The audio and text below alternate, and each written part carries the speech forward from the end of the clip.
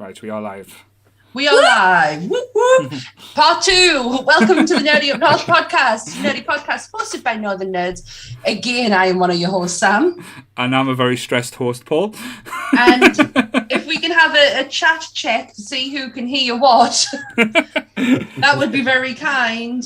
Yes, please. Just to make sure that you can hear us. Hello. Goodwill, can you let us know if you could hear us? But it looks like things are moving on my side as well. So right. Yes, so Goodwill's confirmed that we can hear us, and we are joined by the lovely Grant and Kelly. I'll not mock them this time because that probably jinxed us last time. The lovely Grant just looked very confused when you said that. That's the first time anybody's ever called me lovely in my life. That's going to be a new nickname in the chat now, Lovely Grant. I changed my name on here. So this week's cult classics. I don't know if anyone picked up on the last bit. Do you want to define cult classics, Paul? Yes, I'll try and go back. Sorry if it's repeating myself, but yes, this one's been a bit of a troublesome one for me this week because originally my definition of a cult film or cult classic was very different to what my wife's was or what other people that I've spoken to's was. So I've just went with ones that, like, say, I think I would define as a cult movie just simply because of how they are followed and how they kind of came about as well. Now, there's probably big ones I've missed off, and there's ones I've missed off on purpose because, like I say, we've done a podcast on certain directors and stuff that I've probably would have named all 5 films about, but since I've kind of stepped off that side. But I don't know about you guys. How have you guys found this as well? Easy. Google. Just Googled it and said cult classics. Possibly breaking my own rule. I set a rule when we first started this that we couldn't pick when we were doing top 5s, couldn't pick another one in another episode later on. Possibly could be breaking that tonight, given that I can't remember half the lists that we've done, so I can't remember half the picks that I've made. So I'm going to break my own rules. I must say, I've had issues with this particular topic because I've changed it so much over the past week. I did finally finalise it, and it was when I kind of thought, do you know what, there's so many cult classics that I adore. I wanted to give like a kind of rounded shape of the ones that I believe would be deemed possibly by others as cult classics as well, because when I was like looking at the definition, it's the idea it's something that's acquired a cult following and create a subculture, and people who quoted at each other. These films are stuff I quote at my friends, you know what I mean? I think that's that kind of togetherness. Yeah, I want to go the route of transgressive films because that alienates people and stuff. I kind of wholesome. Let's quote it at each other. Good. Yeah, that's a good way. That's actually a really good way of looking at it. And I think this one might be the most interesting one, given that we all possibly could look at cult movies in a very different way. So it could be one of the most interesting ones. I wouldn't want to say that we've done, but it's an interesting subject. All the rest we've done is shit. This is it. This is the defining moment of the Nerdy Up North podcast. But you guys are here for history. Sadly.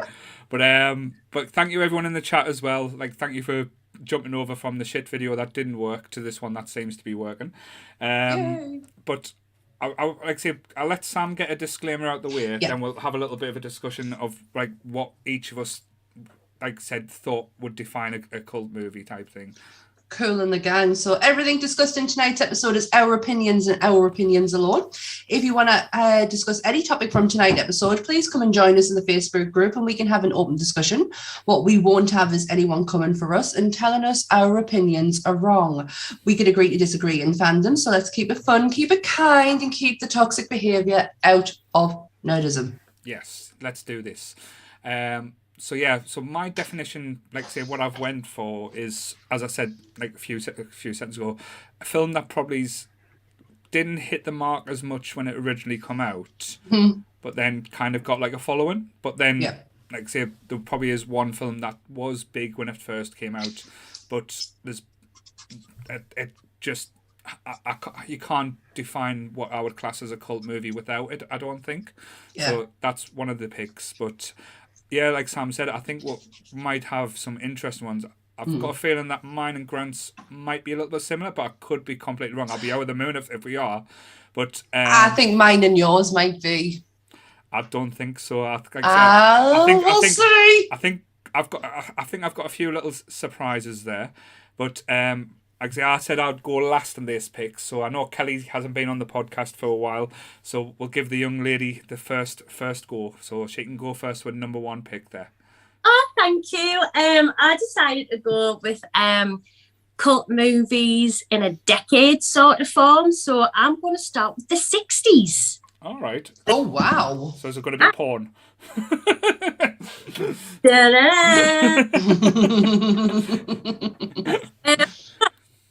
is a mention of porn in it, but yeah. It's actually based on a book that I am very, very fond of. It's directed by a fellow called Mark Robson. It was released in 1967, and it is based on a Jacqueline Suzanne novel from 1966, and it's called Valley of the Dolls. Oh my God! Oh, that proper got us there. I love Valley of the Dolls. Sharon Tate movie. Right, I think that's one of the reasons why it has a cult following, because it was one of Sharon Tate's roles before she was brutally murdered by Marilyn. I was going to say Marilyn. That would have been interesting. That would have been so interesting. By the Manson family. She was, she was pregnant at the time as well, when murders, which made it all the more absolutely fucking horrific. But so I went with this film. So it's about 3 women and their struggle to break into the ever-locked entertainment business, each becoming addicted to barbiturates or downers or dolls. So the way the tablets are kind of described as being dolls. So everyone's addicted to dolls for very different reasons. These 3 ladies who would not have kind of came across each other had it not been for their want to get into the entertainment industry.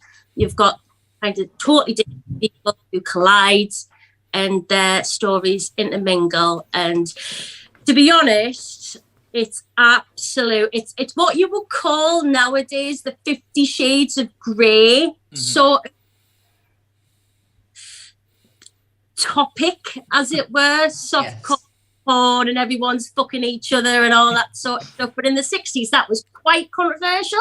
So that's one of the reasons why it got that kind of culty sort of following. It's got a very camp sensibility. Yes, so you've huge. You've got that LGBT cultural canon coming through with it, which I find, well, especially what with doing burlesque back in the day, I really like that spoke to me. But a little bit of a sum up about the story itself. You've got these 3 characters. You've got Anne Wells, who breaks into the industry via working as a secretary at a theatrical agency, and that's how she meets Jennifer North and Neely O'Hara. And she also becomes entwined in a liaison with Lion Burke. It's like a fucking Mills and Boone, basically. Yeah, it is. It really is. Fucking Lion Burke. You know what I mean? It's been a long time since I've watched it, but the colours in it are for the 60s is unreal. It's been so long since I've actually seen it as well. Like I say, I can barely remember most of it. I think it came out, I might be wrong, around the same time as all the Ken Loach films. It's definitely part of that era. Yeah, but no, I think, as I said, the only thing that stands out to me memory wise that I remember is with the murders happening. I know it was quite close to one of her last films she made, and it's quite on topic that it's a cult film that she was murdered by a cult. Yeah. and just to say, we are not that type of cult. We will No, we will not let you drink the Kool-Aid. We will not ask you to commit any crime that we would not commit ourselves. Certainly. But Yeah, so Speak for yourselves. Sharon. Do it now. They look quite like Charles Manson a bit there. You did. At least didn't look like Skelter. Oh my God. You probably give Donna a boner there, bless her. Yeah, most likely. Doesn't take a lot. It's true. It's true. Sharon's character is absolutely beautiful in this soul, but she's absolutely gorgeous. You usually have that thing where someone is gorgeous, but their soul is just ugly. Yeah. But got a beautiful soul and a beautiful outer bit. Yeah. It's such a shame because Sharon isn't, like, for all we know her name, and unfortunately we know the story behind her, but at the time Sharon really wasn't that big of an actress. Mm-hmm. Like, she had so much potential, had she? 100%, but she didn't do a lot of films. This was probably the first big and only one she ever did, and it's so sad when you watch it to think what could have been. And that's why I always find Once Upon a Time in Hollywood devastating at the end, when she answers that intercom and you're like, that is heartbreaking. That is so fucking heartbreaking. But yeah, what a choice, Kelly. That's an amazing first choice. But no, I do adore Sharon Tate's character in it. She's this girl, really down to earth, beautiful chorus girl, comes to Hollywood and marries a nightclub singer called Tony Poehler. The fact that his sister's just like, nah. She's like his manager, but she's really Muddy calls him and stuff and doesn't like Jennifer at all. But the reason why she didn't want to marry is that he's got Huntington's career. So the illness that he has is hereditary and he's gonna like die from it. And Jennifer North becomes pregnant. She has an abortion. I forgot about that. And she has to do softcore porn to pay for his bills. Then she realizes she's got breast cancer, kills herself rather than have a mastectomy because her body is her currency. That's in a nutshell. Wow. So that's hard topics, man. For such a bright film, it's such hard topics. The 60s. But I think the 60s was all about controversial, like pushing the boundaries and stuff like that. I think 100%. With the we referenced before with the Ken Loach films and stuff, they were all about homoeroticism, like pushing boundaries with the church as well and stuff like that. So everything, like I think Caligula was around about this. That was one trying to say around about the same time as well. So. When the swinging 60s did come out, I know I did do an Austin Powers reference there, sorry. But it is quite an interesting pick, so good pick. Good head scratcher. Mine's not going to go that deep, I'll be honest with you, but still. No, mine not either. Well done though, Kelly. Great research. So we'll move on to the other sadist in the group. We'll go to Grant. Oh, I thought you were going to say me there. I was like, oh. Well, based on what Kelly brought up and what Sammy was talking about there, we've already kind of segued into my first movie in a very, very 7 Degrees of Kevin Bacon role. Kevin Bacon isn't in this film, but you know what I mean. Mm-hmm. Yeah. Because Sammy has kind of inadvertently mentioned the writer of my first pick, and this isn't just a cult movie to me. This is probably my favorite film of all time. It was written by the same person that directed Once Upon a Time from 1993. Mm-hmm. It is possibly the most immaculately casted film to have ever graced the face of the earth, and that is True Romance. Oh, mate. It come this close to being on me top picks, but I couldn't. Yeah, it's one of my wife's favourite films as well. One of my favourites. My bestest buddy Emma had the music as she walked down the aisle, and I cried my eyes out. Cool. So did I. This is a Me film. and Emma got talking about it the other day. I didn't watch this film recently, and I know Danny Pillmore was like, "Kelly, you need to fucking watch it. What are you fucking doing?" I'm like, "Man, I'll watch it," and I did, and I was like, "Oh, it's so good." So, Grant, why is this your number one pick then? And I know it's the obvious question, but why does it mean so much to you? I know you said the casting was great, but yeah. what can I say? I first saw this film when I was about 14, 15-year-old. It was put on Sky at some really, really obscure time, just as the hype around Tarantino was starting to get going. And obviously Tarantino had the association because he wrote it and he sold the script of this to fund Reservoir Dogs, if I remember rightly. No, yeah, you're right.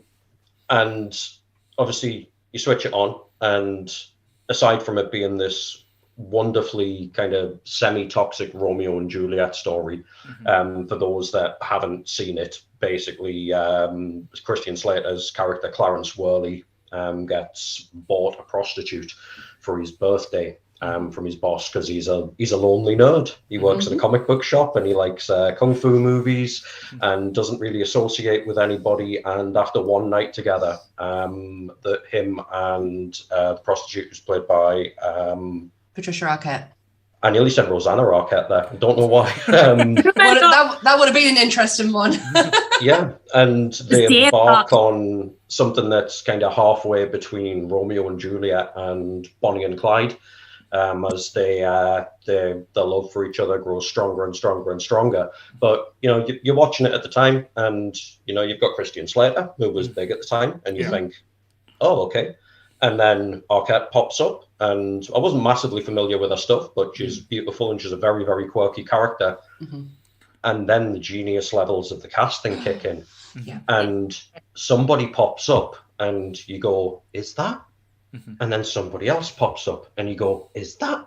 And so on and so on and so forth. I don't really know how much depth to go into with this in relation to the casting. Go into it, because the best. Smallest and tiniest role has the best lines is Brad Pitt. 100% is Brad Pitt when he's on the couch and he's what does he say, man? It's one of the best comebacks ever, and I can't remember it. Who did you think I was going to say? For me, it's Gary Oldman. Yes. Oh, yes. To me, it is Gary Oldman's best role, because as much of a chameleon as Gary Oldman is, he is pretty much kind of the god of nerddom. He's been in nearly every franchise. Emphasize himself in such an amazing way, but even by Gary Oldman's standards, Drexel is not only an amazing character, but Oldman plays him absolutely perfectly. I can't think of. It's weird to say, like, you would never think of Gary Oldman playing that role, but now that he's played it, you can't think of anybody on the planet that could have even got close to him. And then the one bit of the film that always absolutely stands with me as an extremely poignant and actually there's two bits, poignant and emotional scenes, is the scene with Christopher Walken and Dennis Hopper in the camper van. I get goosebumps thinking of that. Yeah, and the monologue that he launches into about the genetics of Italy and who invaded and that kind of stuff, and the way that all comes round. And then the scene with Alabama with I cannot remember his name, the guy from The Sopranos. Yeah. Oh God. Oh, Tony Soprano, man, what's his name? Michael No. Gandolfini? Gandolfini, I think it is. James Gandolfini. Yeah. I can't pronounce it, yeah. James Gandolfini, that's it. Oh. That scene where he's kicking the crap out of her in the hotel room, and then it switches, and the sheer... It's not even just violence out of her, because there's so much sadness coming out of Arquette as she finishes off that scene after everything that's happened to her. It's that scream. It doesn't put a lump in my throat. It's that scream as she brings that corkscrew down. Like I said, it ticks every box for me from a casting perspective. It is an absolute emotional roller coaster from start to finish. It's quite interesting as well. I'm not going to go off on one too much about this bit, but like I say, you mentioned Emma before walking down the aisle. Me and my wife walked down the aisle to Broken Birds by Charles Neddy. And then we signed it and all that kind of thing. But one of the cool presents that she got me is she's got me, it's like a third generation copy of the original script for True Romance. Oh, and wow. it's pretty much true to life what Tarantino wrote, except for some deleted scenes in relation to the mob and the mob characters and how they're chasing them. But it's quite good to see that there wasn't much done from what Tarantino put on paper to what Tony Scott. You know, rest in power, Tony, because he was an amazing director as well. It was a fucking shame to lose him. You know, from what Tarantino did to what Scott put on the screen was almost unchanged, and that that's integrity and respect to the writer. And it's a testament to the dialogue, because Tarantino knows how to write. True, but dialogue. To say something, to be a bit controversial here, I don't think the film would have worked if Tarantino had directed it. I don't think his style would have worked as good. It would have been just violence, messy, and so forth. Oh, 100% agree. I think Tony Scott got I don't know, it's just perfect. It's very hard to pick apart anything bad about this film. Like, I remember watching it quite young, and holy shit, did I want love like that. That's the kind of love I wanted, and I'm very grateful that I actually do have it. But the look of Alabama, like, I wanted to be Patricia Arquette so badly, and then she went on and did Stigmata, and like, holy shit, that woman just became my idol. Lover. Brilliant choice, Grant. The soundtrack well. One of the best soundtracks on, like, say, I don't know if it got mentioned in the ones that should have been. I don't think it did. Which is a bit. That's a miss because, like I say, that's one of the things that does stand out when you're watching True Romance. You could even close your eyes and just enjoy, like I say, the music throughout it. I think I think Emma might picked it. It's so varied as well. Like, I've got the soundtrack. I've got actually a stunning copy of the soundtrack. It's white blood splatter vinyl, so it looks like the feathers from the hotel room scene. But you've got everything in there, from 50s rock and roll to Soundgarden. You know, a lot of people kind of forget the fact that Outshine's playing in some quite major scenes and what have you. It's so beautifully varied. Yeah. And also, Tony Scott, Northern lad. He's from up here. Right. So there you go. Right. It's great first. So we've got two interesting first picks, very different to their style, but also, like, say, you can see why they are cult classics as well. Yeah. So we'll move on to the young lady. That's the course. We'll go to Sam for her first pick. Right. I'm just trying to pick which one to go first. Always is organised. Just go. Always. We've only got a week to sort this out. It's all right. I know. I'm going to go with one of my most mine of a lot of horror. I'm not going to lie. And I want to go with my first one because this is the definition of a cult classic. This absolutely bombed when it came out. It was set for greatness because of the writer who just come off the back of an Oscar win. It has one of the most beautiful women in Hollywood in it, and it just bombed. But in the last within a few years ago, it just blew up. Its 10-year anniversary was absolutely huge. It is the 2009 amazing, and I've loved it from day one. Jennifer's Body. Right. Absolutely banger of a film. I had Megan Fox's Jennifer on my wall because I love that woman. I still do love that woman so much.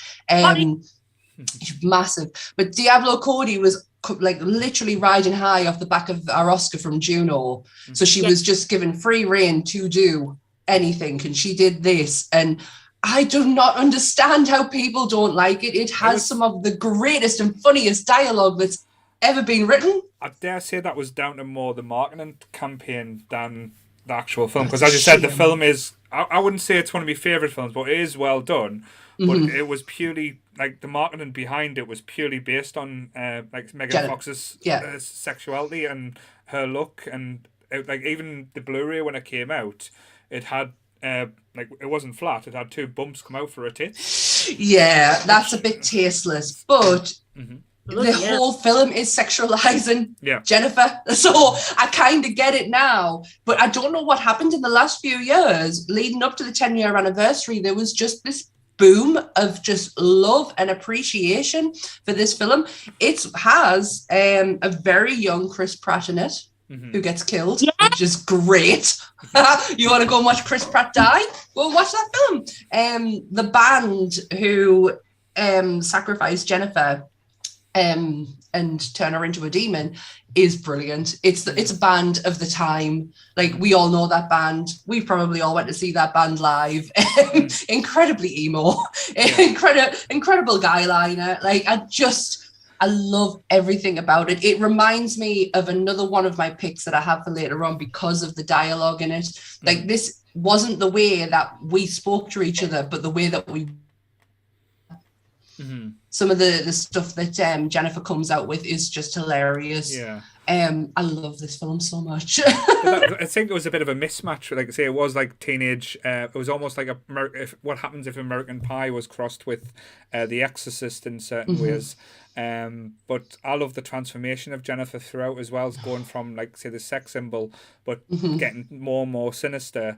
And then, like I say, a best friend who's trying to, like, save her soul in certain aspects, but trying to not get corrupted at the same time. But then when she realizes that, like, the lad that she's in love with is getting entangled, and it becomes like a proper bitch fest and bitch fight and stuff like that. But there is some great action scenes, like the swimming pool scene is brilliantly done as well.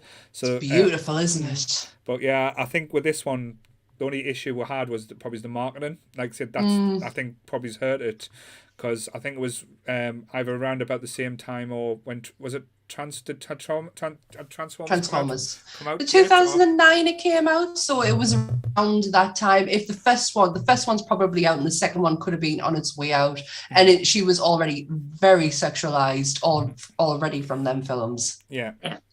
But no, a good pick. Like I say, I don't know if you guys have got anything to say in it, but I thoroughly enjoyed it. Again, it's not a film I would ever pick up and instantly go to, but if it's on, I wouldn't turn it off. She's the girl we always wanted to be. You know what I mean? Our classes, just like, oh my God, exuding sexuality, give no shits. That was it, though. The only person who didn't give a shit about how they looked was her. Yeah. She did not give two shits. When she looked great, she looked great. When she looked shitty, when she needed, people to eat, she rocked that look too. Like, she didn't give a shit. She was the only person who didn't care. The only little thing I have about this film is the end.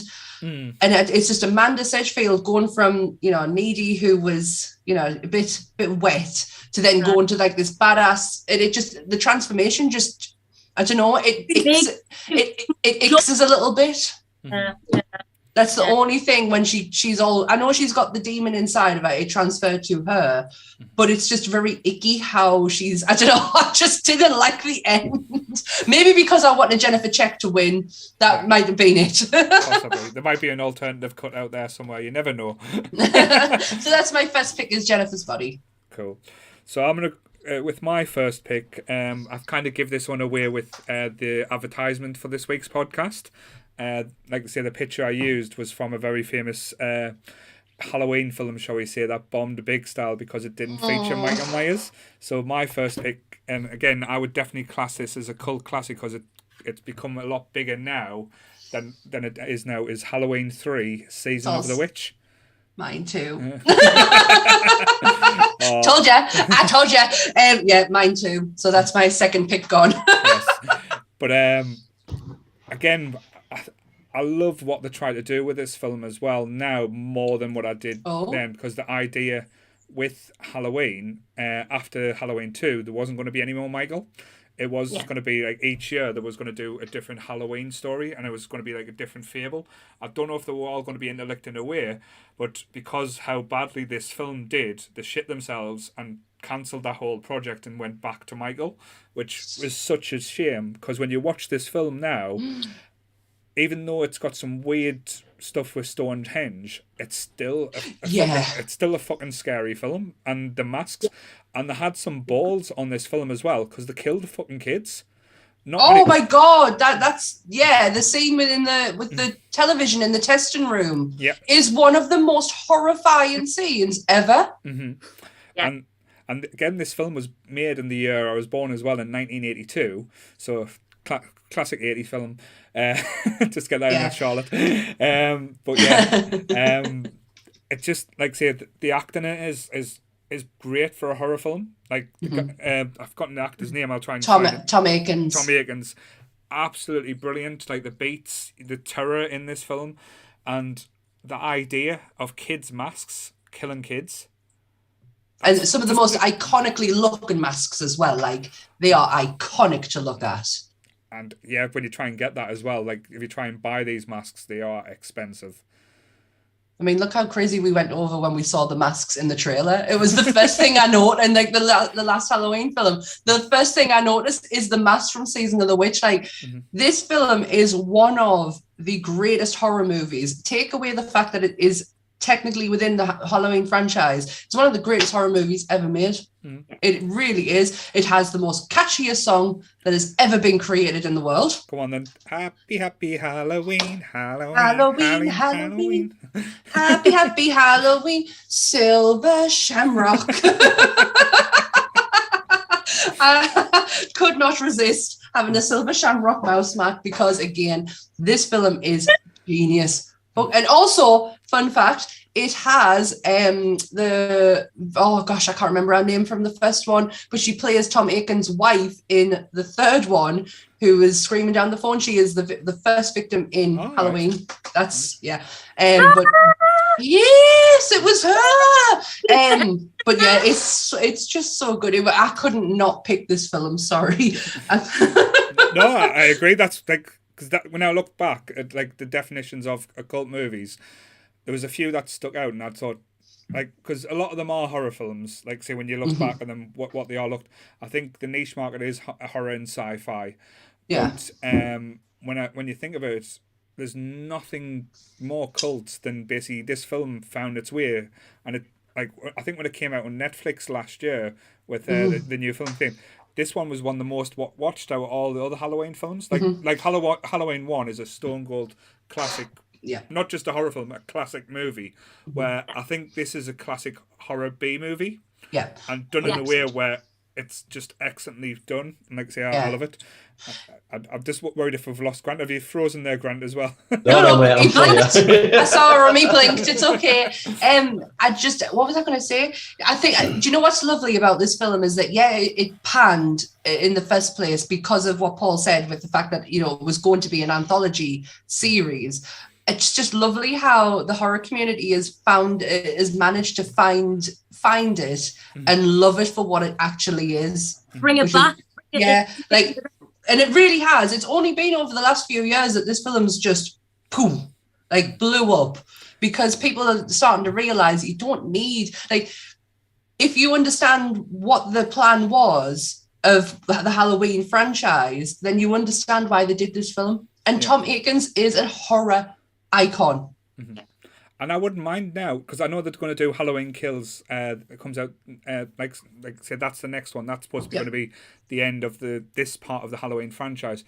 Go back to that storytelling where it's going to do, if they do a Halloween film each year, tell us a different story. Yeah. Give us a different aspect. Give us something about witches. Give us something about ghouls. Doesn't just have to be about Michael. That can be quite interesting, and it can open up just whole new audiences. And like I say, there's so many different possibilities, especially now. I think, like I say, for me, that would be, like I say, a selling point. Yeah, anthology over the last few years has come massive with the help of American Horror Story. Yes, I know it's not everyone's cup of tea, but it has opened up anthology to a lot of people. And everyone, I love an anthology series. I absolutely love it. So this was when I don't even know how I found this. It's just like it felt like a hidden gem.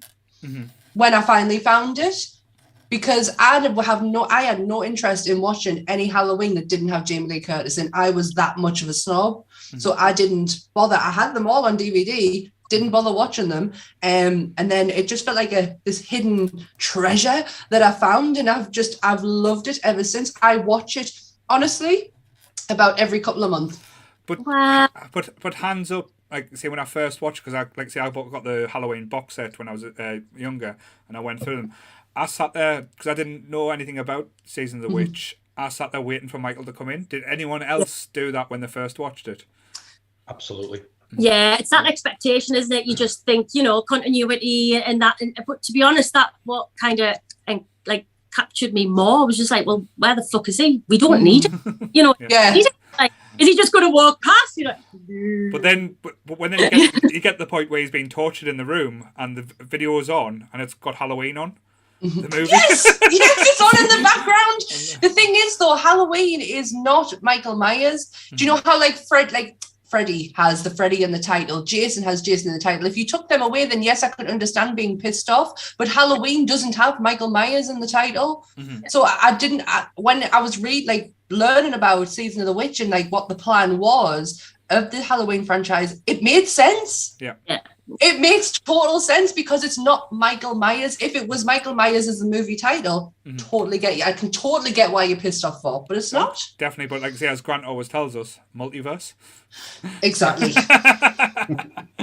So that's my first pick, and my second. And so now back to the lovely Kelly.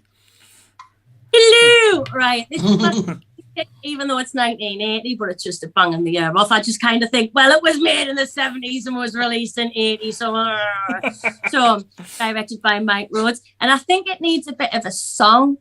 Flash!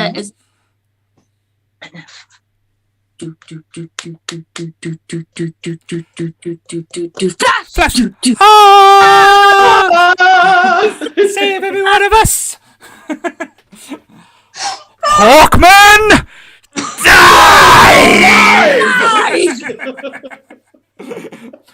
Sorry.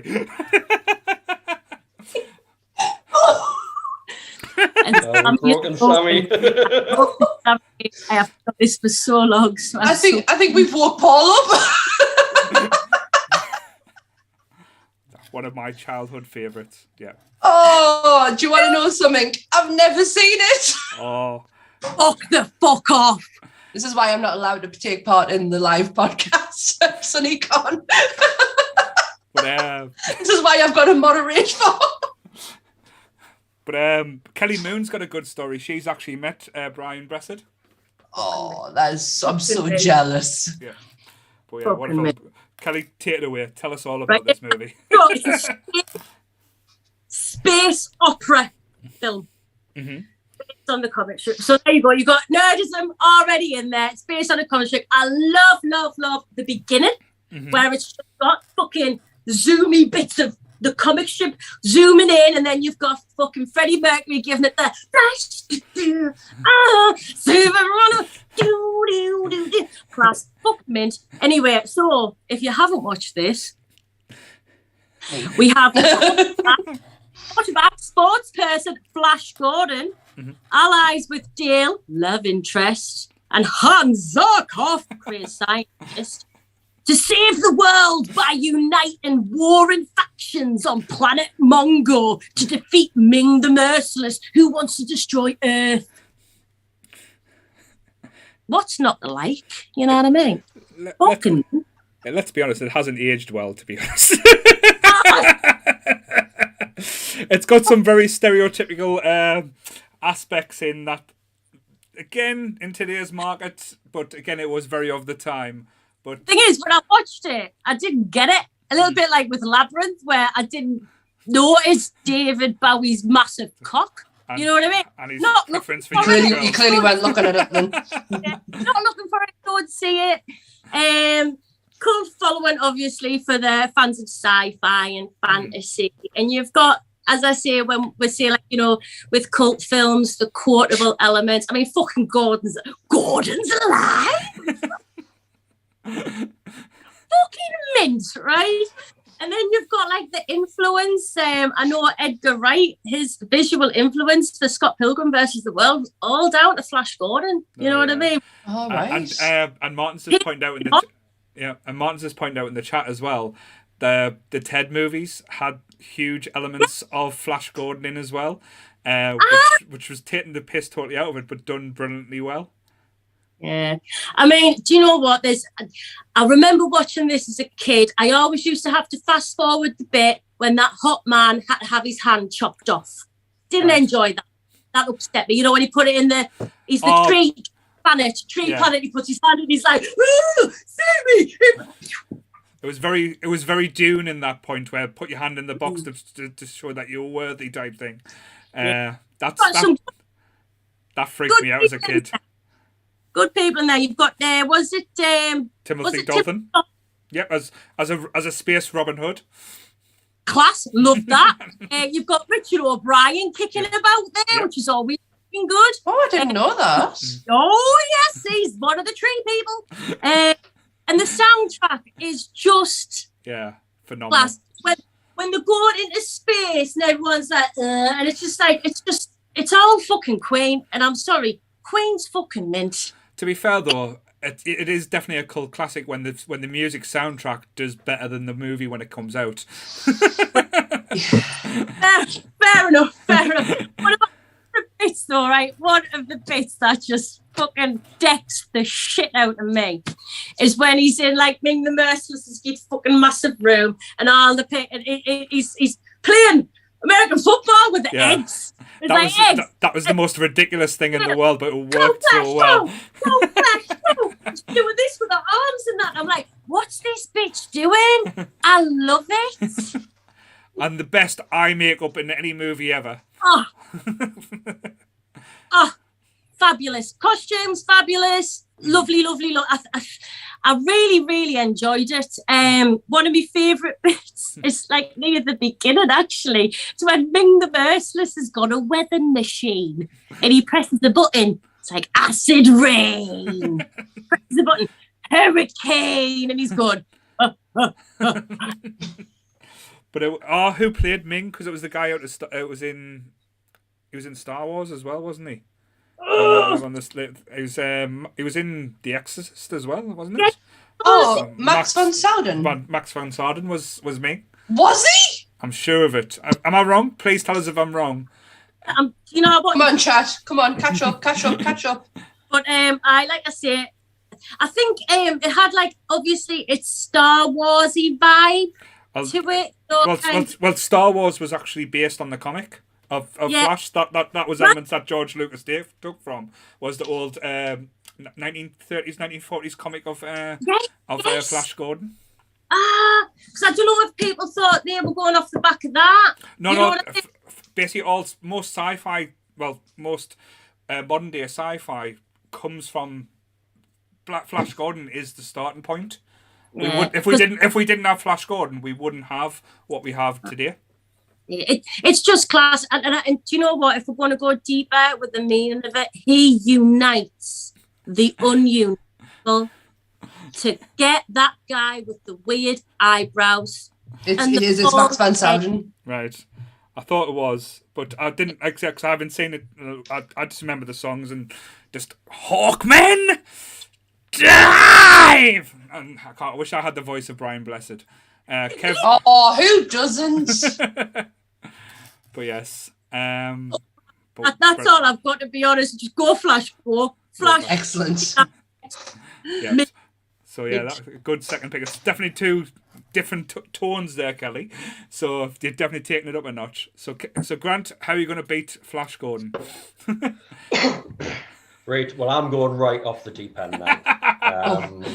Settle in, everyone. Of a cult movie and what have you. This is possibly one of the best cult comedies that I've ever seen. Whether it's cult enough now for anybody to have heard of it yet is, I don't know. It's a Belgian movie from 2015 called The Brand New Testament. All right, not heard of it. Anybody seen it? No. Okay, I'll give you the first 10 minutes. So the tagline for the movie is God exists and he lives in Belgium. And what it chronicles is, that's the start of it. God exists and he lives in a flat in Belgium with his wife and his daughter. And God is a prick. And I'm not just talking a little bit of a prick in this, although it is a comedy. One of the abuse scenes in the early part of the film that establishes how much of a prick God is as difficult to watch as a Serbian film or Human Centipede in the way that it's filmed and the way that it is put across. He beats the living crap out of his daughter on a daily basis. He's a sadist and he created the world. It's basically him as one of these horrific people that plays, I say horrific people, everybody's done it. The guys that play The Sims and put everybody in the swimming pool and take the thing out and let them drown. That's what Earth is to him. And his daughter, Ea, becomes sick of the fact that God is this almighty clusterfuck of a human being. So with the help of Jesus, who snuck back into the flat after he was crucified, and he's like a borrower, he's like this big, she plots her escape. And so what she does is she goes into God's office where he controls the universe via his PC, hits a button and locks the screen so he can't get in. Then she escapes through the washing machine to the world. And what she's done with the computer is she has text messaged every single human being on Earth the exact time and date that they are going to die. And without consequence, humans no longer have faith. And without faith, God ceases to exist. So reality as a whole starts to collapse around the world. All the while, Ea goes off and does a little thing. She wants to write a New Testament. So she goes and she tries to find herself disciples. And you get these 6 little...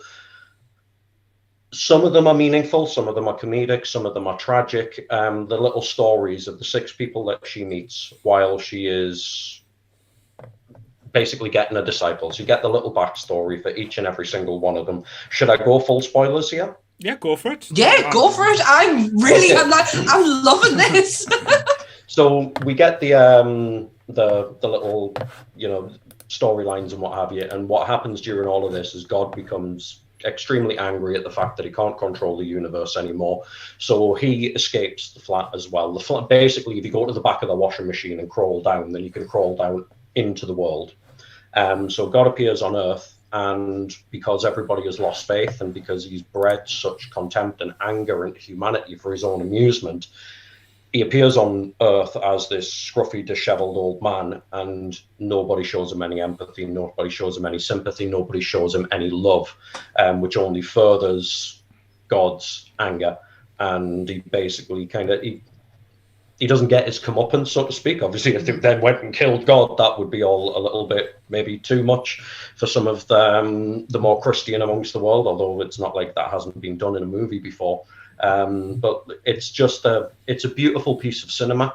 It really, really is. It tells a truly unique and original story based around theology and based around what mankind has made religion for themselves in the actions that start the movie.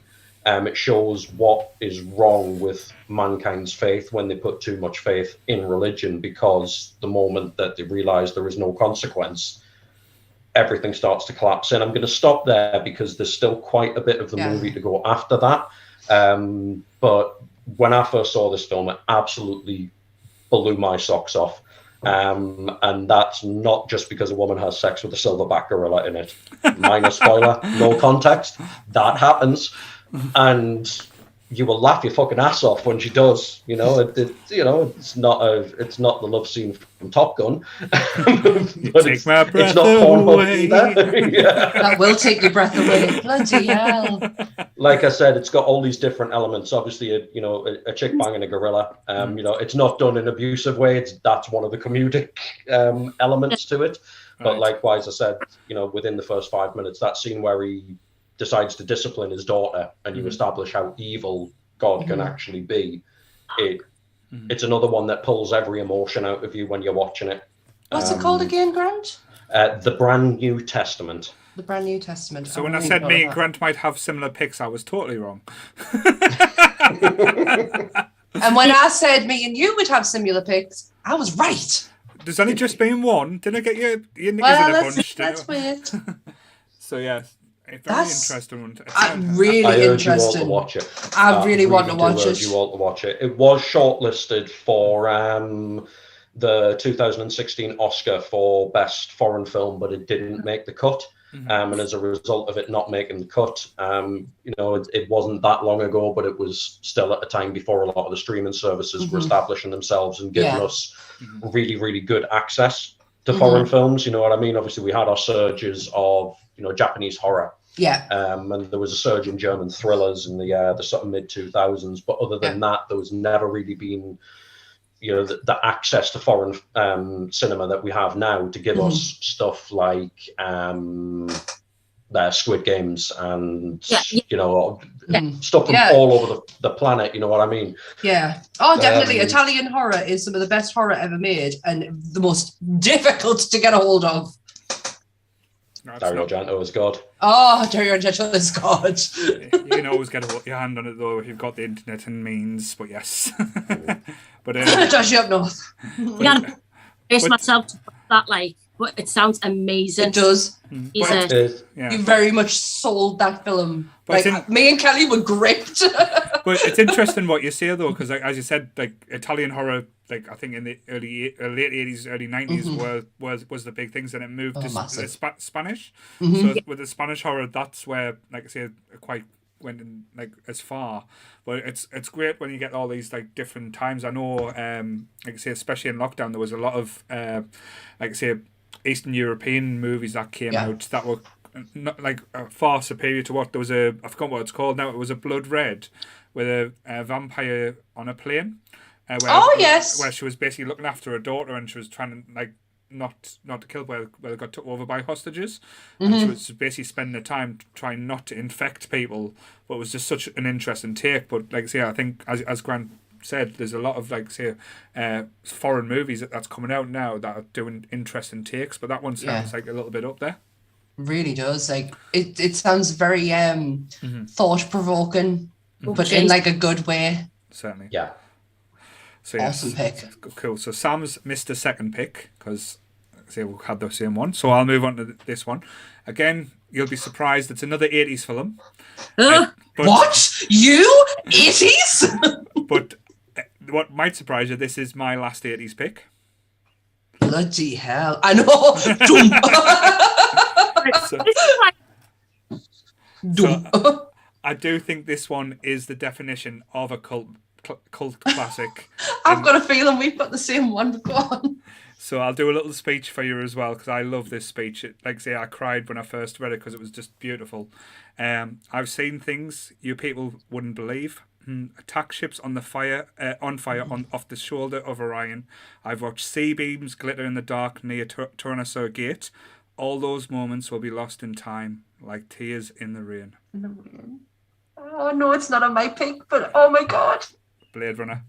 Yep. And with so many different versions of this movie as well, I think last time I counted there was 5 or 6 different cuts. I could be wrong because there is that. What? There's been that from the cinema release to how many to the 4K. There's that many different versions of this movie. I did not know that. Mm-hmm. But yeah, when I first watched this film, it absolutely blew me away of just how epic it was. And again, 1982, this came out. I don't think it did that well because, like I say, I know the director. I can't get my words out now. It's one of them things. It's going to be one of them days. Wasn't that happy with it. Ridley Scott, who directed the movie.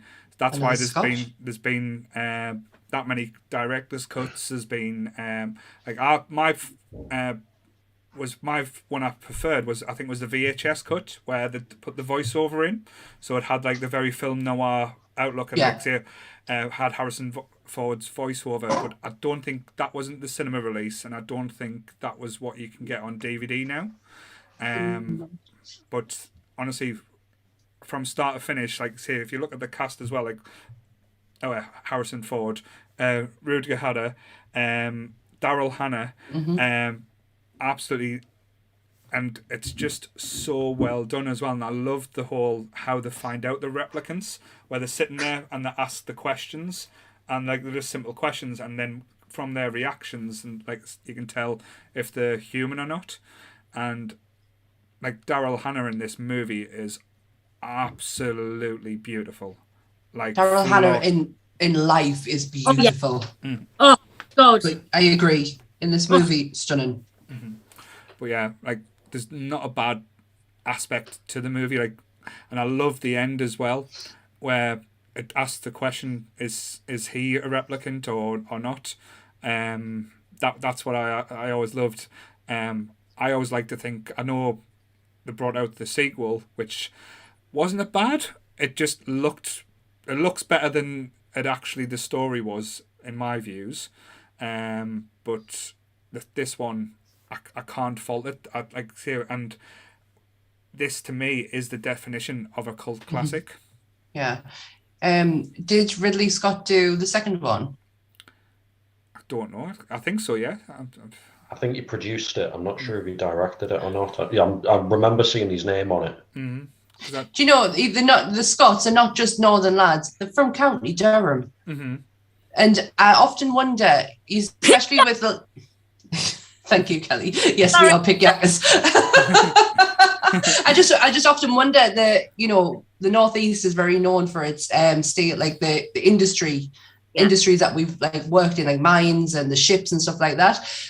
Their films, not so much Tony, but definitely Ridley, has a lot of that element in there, whether it just be scenery, colours.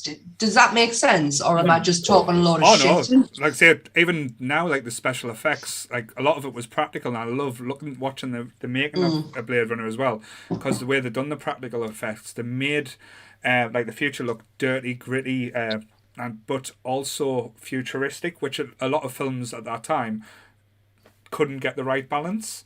Because they kind of knew where the world was going with pollution and overpopulation and so on. But but I love the whole gumshoe. Like I'm a sucker for anyone that does like film noir or has like the old like Dick Tracy style. Like, see, Kappa, we're gonna get you. See, but it was kind of like that aspect, but done in the future. But sorry, Goodwill's just put something in the chat that's made us tickled. He says Northeast produced Jimmy Nail, and frankly, that's the gift to the world as it is. Spender. Oh dear. Yeah, I love you, Goodwill. Sorry. No, it's fine. But there's proper heartbreaking moments in this as well. Like I said, that speech, what Rutger Hauer thinks he's meant to be the bad guy, but then you see why he's doing it. He just wants to live. But and like I said, when Daryl Hannah's with the toy maker, that guy that's making all the little robots and stuff, and she doesn't understand that she's being too rough with him, and she plays it, and she like kills him by accident. But like I say, and like Rachel, I know the actress who played her afterwards dropped out of Hollywood. I think she had a few issues after this movie because she thought she was going to be bigger than what she was. But looks absolutely stunning, and that performance as Rachel is just out there amazing. I don't know, like I say, I know Kelly and Grant's a little bit quiet. It's just basking in your narrative. I watched this years and years ago. It's one of those VHS that were on the shelf, and I was like, I'm just going to watch everything. So I haven't watched it with like kind of mature eyes. Yeah, same here. But I can remember, as you say, the gritty scenery, because I find a lot of futuristic shit is very idealistic and lucky, but it just, the future's fucking bleak as shit. So an 80s film to kind of encapsulate that is very fucking rare. You know what I mean? Because I remember most futuristic films being quite kind of clean cut and idealistic. But I need to revisit that, definitely. Me too, but I didn't realise there's so many versions. So which one should we be watching? It depends. I know they brought, like, I think it was a few years ago they brought out its tin with like every single version on disc, because like I say, there was the cinema release, there was the director's cut, then there was the re-director's cut, then there was the home movie release, and then there was when they brought the Blu-ray out, there was another cut of it as well. But like I say, if you again, I could be wrong, but do a Google search how many copies of Blade Runners, because it's one of them films where Ridley Scott has never been happy with, so he's always been tinkering to get the perfect film. Isn't that brilliant though, that you have that capability to do that you shot so much because you had such a vast idea of something, and then later on you can just go, do you know what, I'm going to make some changes. Like I think that's brilliant. I have a lot of time for the Scott brothers, especially the fact not only that they're from here, just the way that like the way that I love colours in films, and I love scenery, and they've always done it so perfectly. Always. Certainly. So that's my second pick. So we're back to the lovely Kelly for number 3. Number 3. All right. So this is my 80s pick. So this is 1989, directed by Michael Verman. And yet again, I'm going to start with another little song. And it's the opening song. When I was just a little girl, I think it's mine. What would I be? Fuck Heathers. Heathers is mine too. God damn it! Teen black comedy. Yes. The best is, and what I love about this, which might wind Paul up the wrong way, it gives a kick to the face to those idealistic 1980s high school things. It's satirical. It's not tinted, it's satirical. No. Because it's fucking awful. Mm-hmm. Yeah. It's absolute. Teenage life is fucking shit. Mm-hmm. And this sums it up. A clique of 14 girls, 3 Heathers, 1 Veronica, live in Ohio. Mm-hmm. And a total misanthropic hottie, Christy Slater, kills popular students, staging their deaths as suicide. What an absolute blinder of a film. Made Daniel Winona Ryder was made in this film. Made. Absolute. Shannon Doherty's in it, isn't she? She was 17 when she Winona Ryder. She was 17. Daniel Waters wrote this to contrast to the optimistic teen films of the 80s, and I thought it was fucking mint. I enjoyed The Breakfast Club, but this was my go-to. This was my teen the dialogue in this reminds me so much, and this is what I was talking about earlier, reminds me so much of Jennifer's Body. Yeah. It's the way that they talk in Heathers is the way that she talks in Jennifer's Body, and it's the way that we never talked but wanted to be able to. Yeah. Fuck me, chainsaw. Fuck me with a chainsaw. Get in. This was going to be in my top 5, but there was a choice between this and the one I've picked to go last because it's got a kind of similar beat to it. Yeah. And I thought the one I picked is fitting to what we do now. So, but like I say, we'll talk about that a little bit later.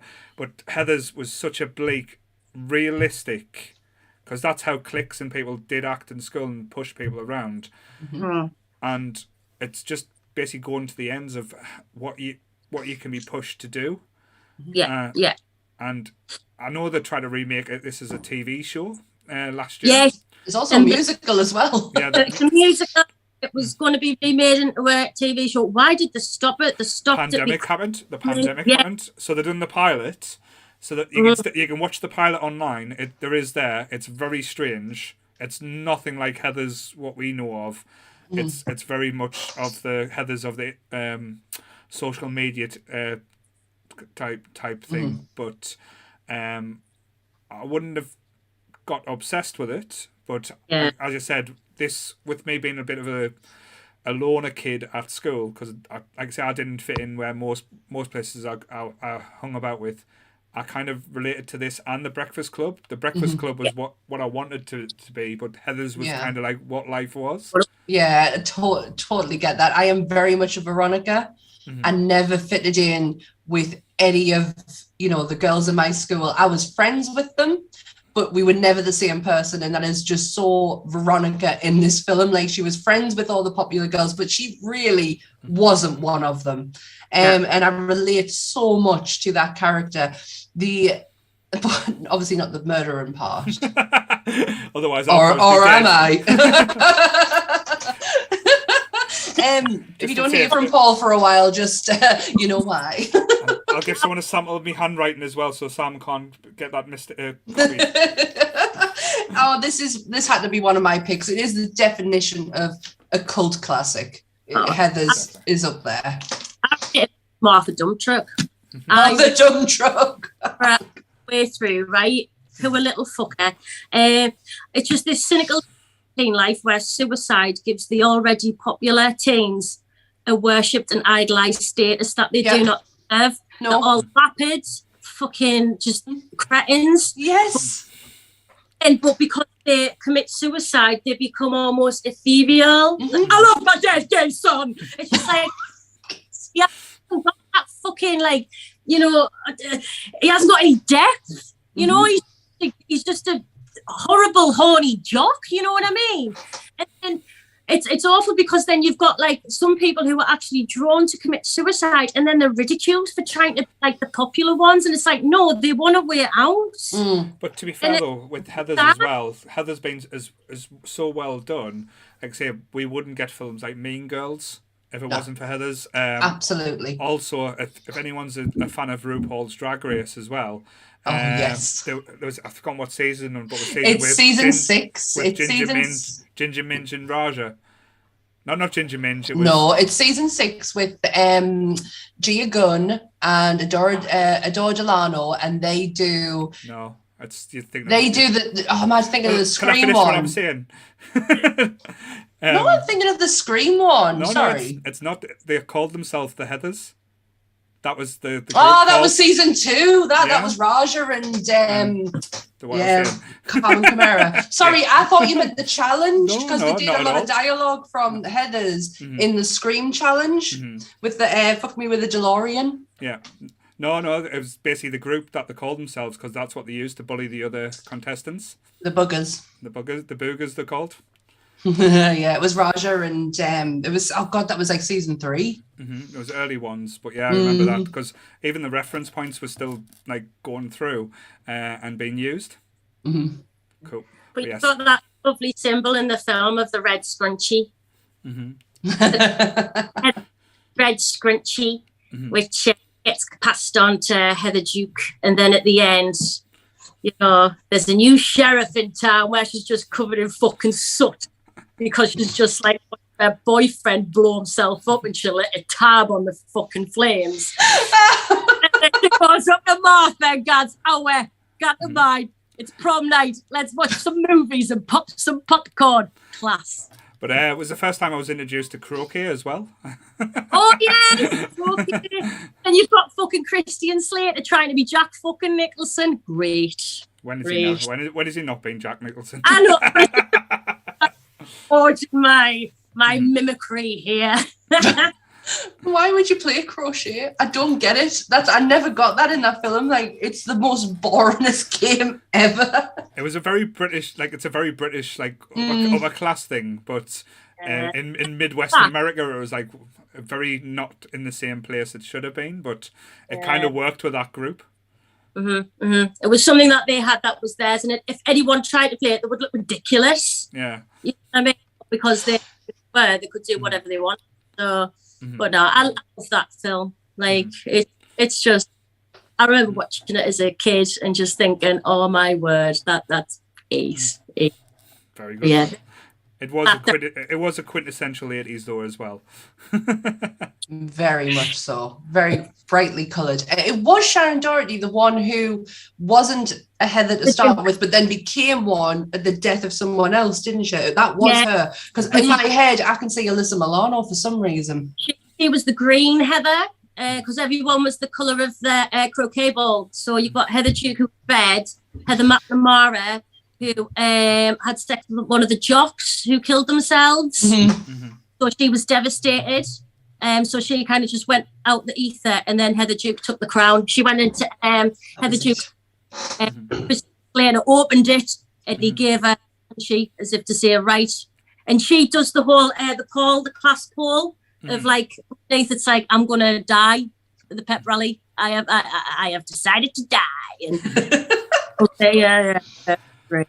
Marvelous. Yes, very good pick though. So we'll move on to Grant. So how are you going to top Heathers now, Grant? Are we going to get some psychological warfare now?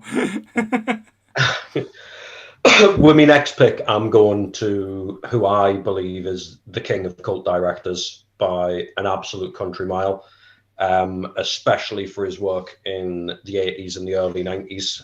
It's a movie from 1983.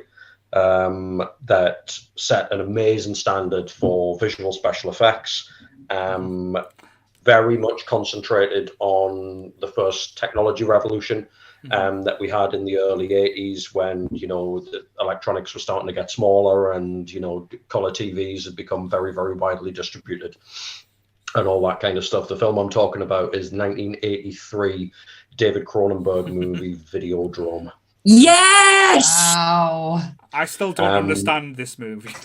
I don't think we're meant to. I don't think Cronenberg's ever made a movie that you're supposed to understand. I think the only guy that goes above him for headfuck is David Lynch. Yeah. And most of the time, I think David Lynch is just making it up as he goes along. He literally turns up the set pissed one day and he's like, let's film this. I've got this bloke and just put him over there. Blondie's in this, isn't she? This is the one, Blondie. Indeed, she is at the point at which Debbie Harry was regarded as the most stunning woman on the planet. She gets cigarettes put out on her. She gets whipped. She's this completely frenzied, over-sexual Ian. slapper, maybe.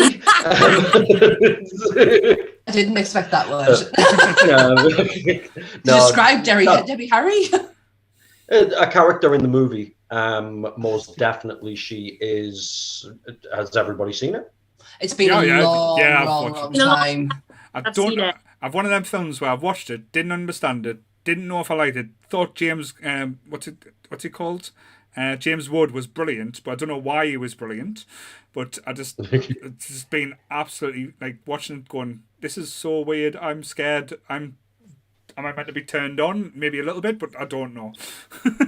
I think you are meant to be turned on, mate. For anybody that's watching or listening or whatever it might be that hasn't seen it, set in the early 80s, basically James Woods works at a TV company where they intercept what was called a UHF video broadcast. It was basically kind of pirate TV, if you will, and it's snuff films.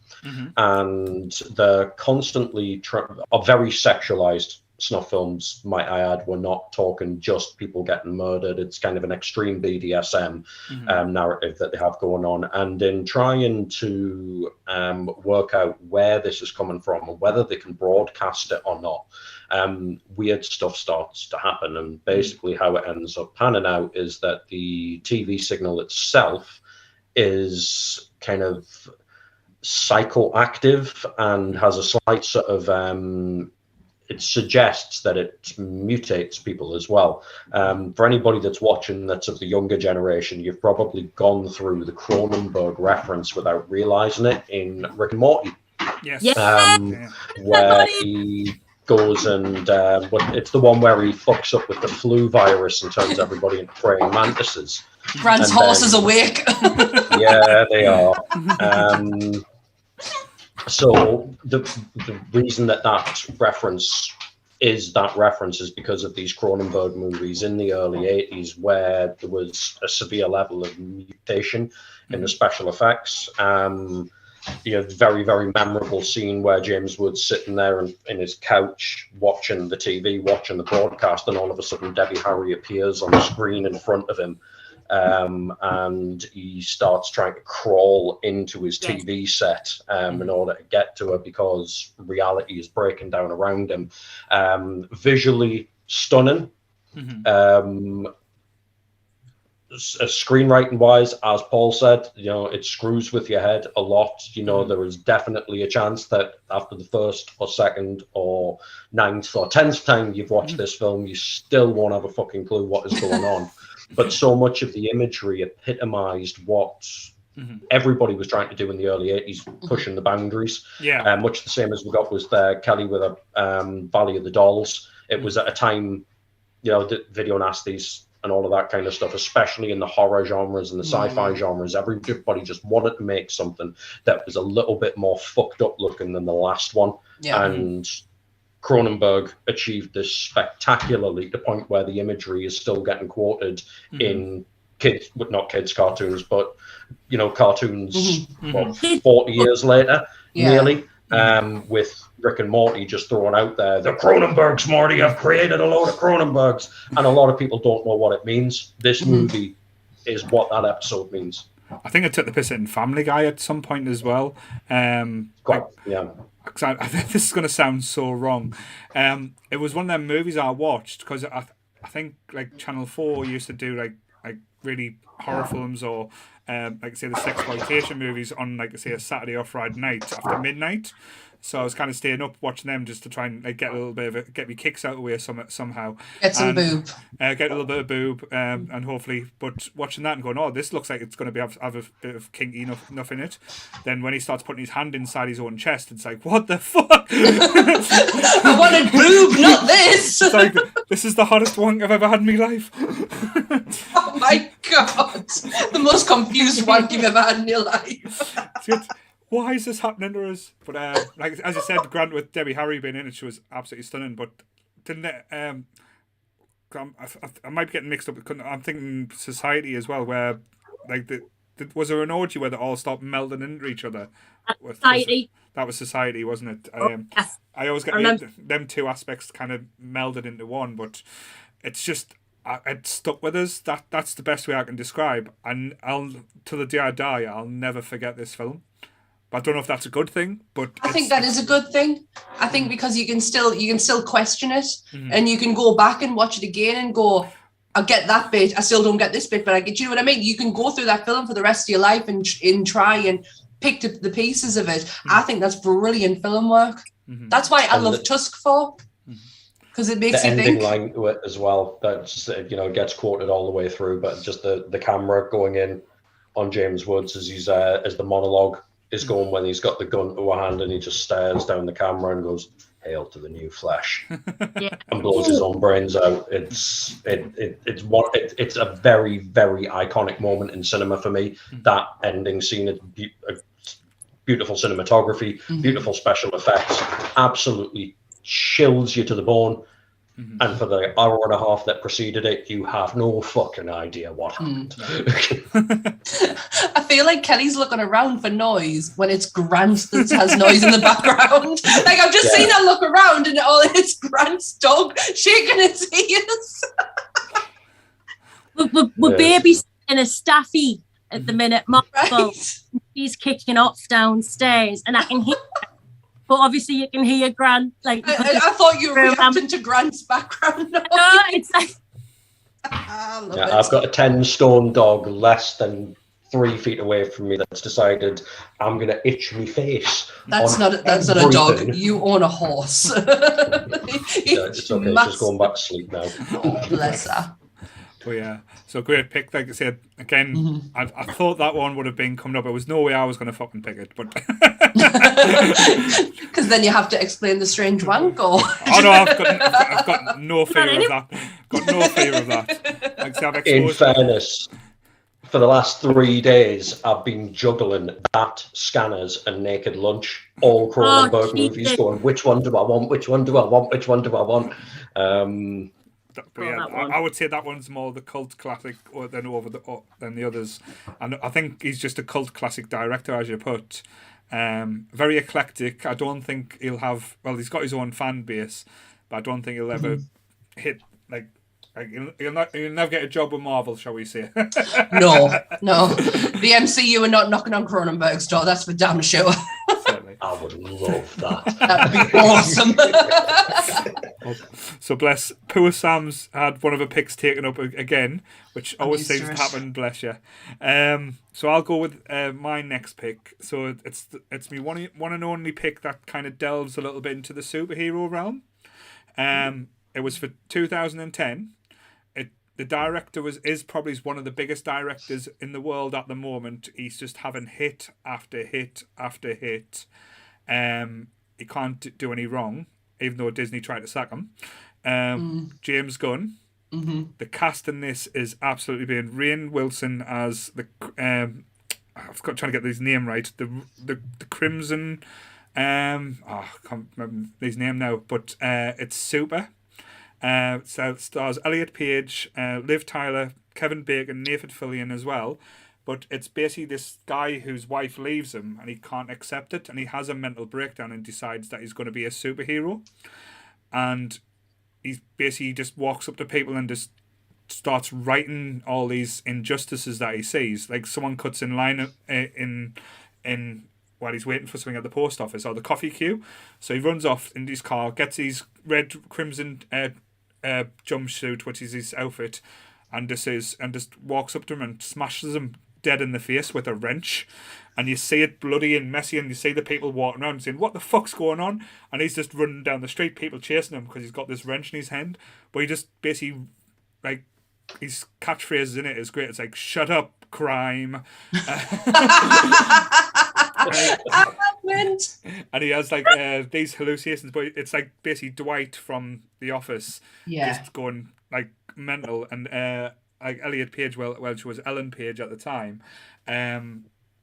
being the weirdest and most sexualized sidekick ever. She actually rapes him at one point. See hell. Yeah, like say because she wants to have sex with him in the suit outfits, but he's still pining after his wife, and he's lying there, and she's like, "Oh, please, just a little bit," to the point where she forces herself on him, and he has to push her off, and like I say, and she dies as well because Kevin Bacon is playing this big drug lord, and he decides he's going to take on this drug lord to get his wife back, who his wife's left him for. And like I say, him and Ellen Page go after this drug lord's compound, and basically they're shooting at them with like rifles. They're firing grenade launchers at them, and Ellen Page gets blown off, and you see him run over to her to see if she's okay, and you see her half her face just hanging there. It's gory. It's James, like I said, it is James Gunn to the degree, because it's nasty. It's unapologetic. But if you ever want like a fucked up superhero film, it is the best one I've ever seen. My sister can't understand how I have not seen this already. I give a Slither. I have watched that, but I'm just looking at the cast. Like, in a James Gunn film, you could, without looking, you know exactly who's going to be in it. Nathan Fillion, Michael Rooker, Sean Gunn, Rob Zombie is gone. Well, Rob Zombie is in Guardians of the Galaxy as well. He's a very good friend of his. But to see Kevin Bacon in there, Kevin Bacon's absolutely brilliant. Us a bit. And Liv Tyler is like I say, that his wife that leaves him, but when he like tries to get her back, she's like, "You're boring. That's why I left you. It's not because I was not taken, because all the way the film he thought she was taken from him." So that was his, like, in a monologue, and he just, like, as I said, he just runs around in this made up superhero outfit that's just god awful, just smashing people in the face with this wrench.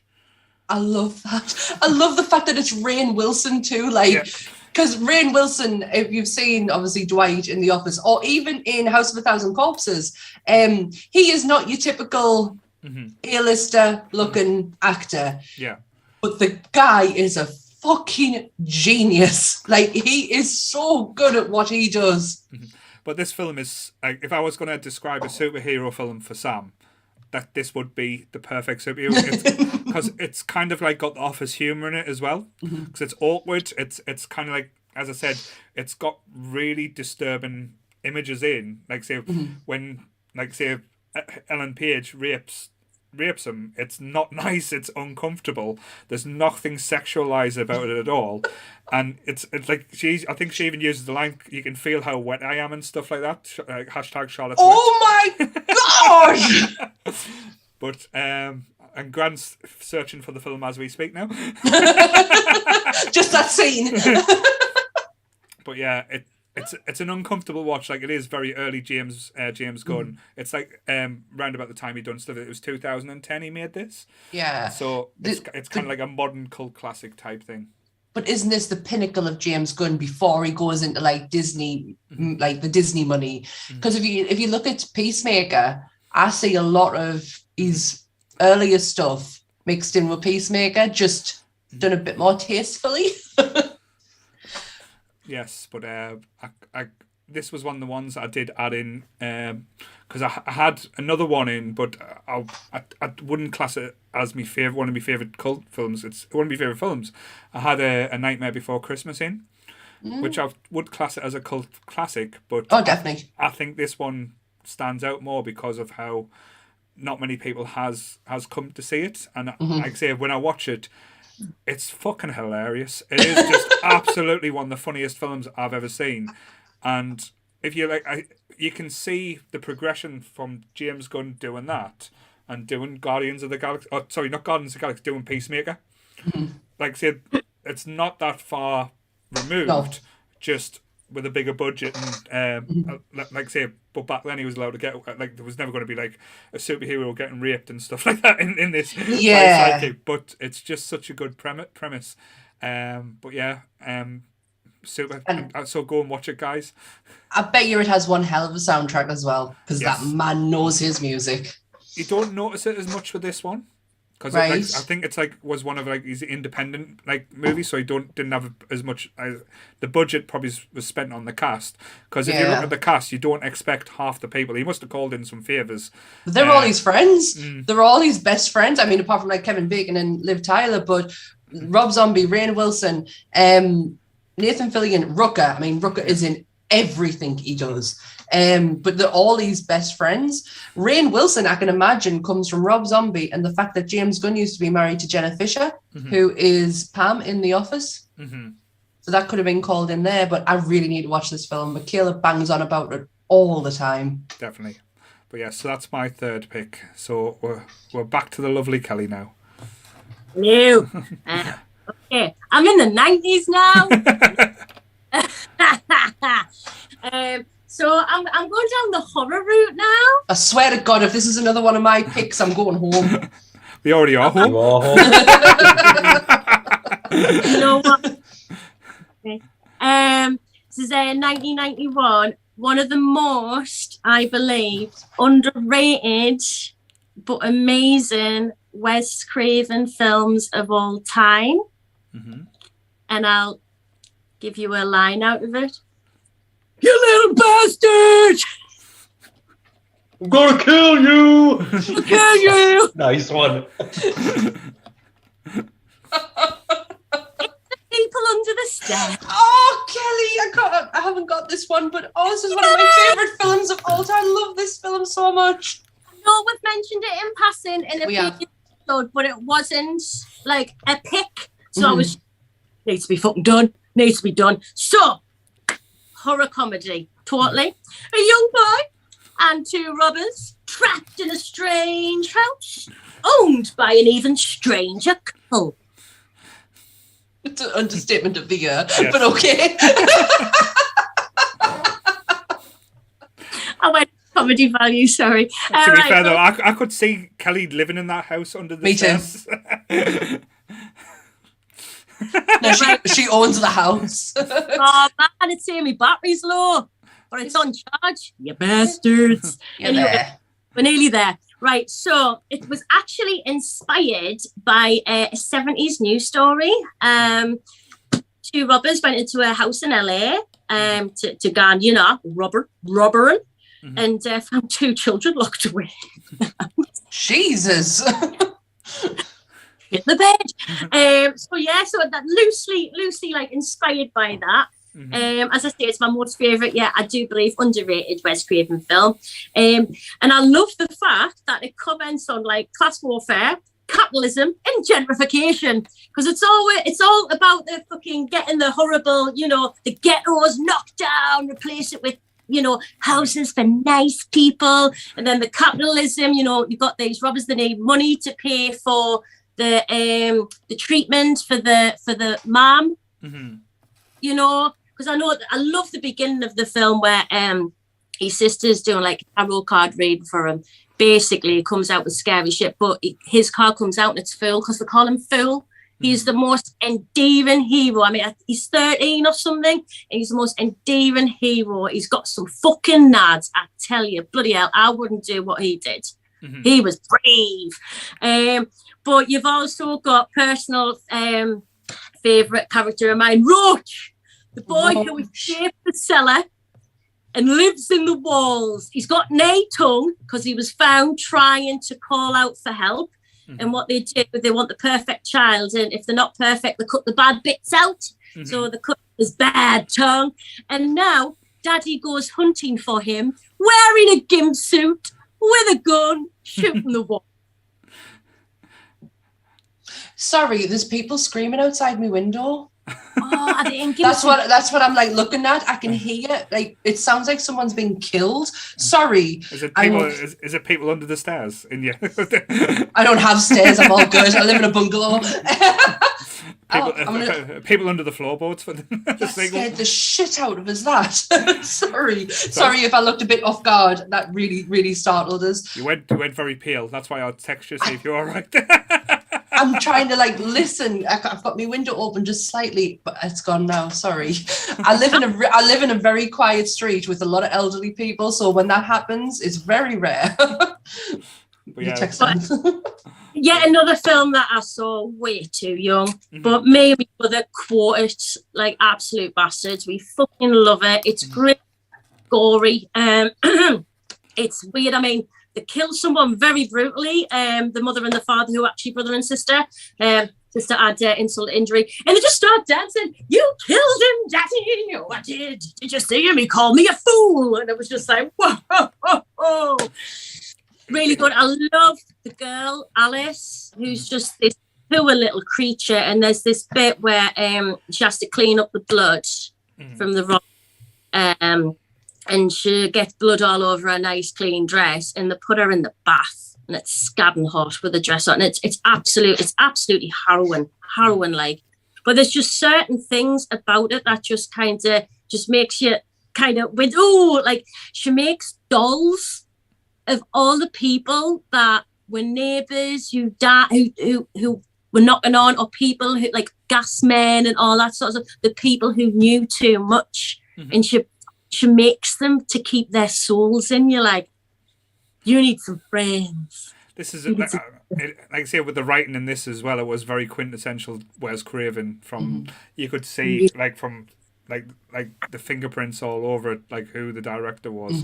But I think we talked about it on a previous podcast episode as well.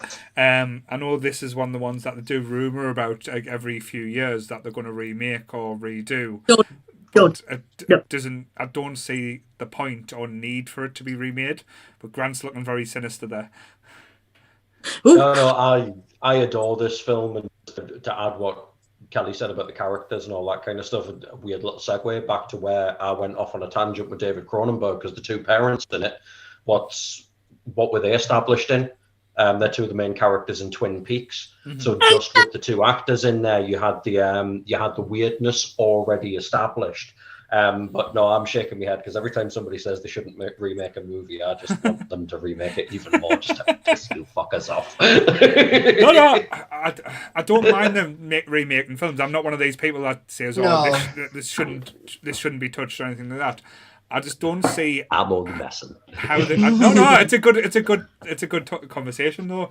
I just don't see how they could improve it, if that makes sense. Because there's no way you can tell the story any differently. And it's very time, like as I say, kind of the ghettos and I don't, like places like that still exist, but I do think it is quintessential sort of like 90s issue.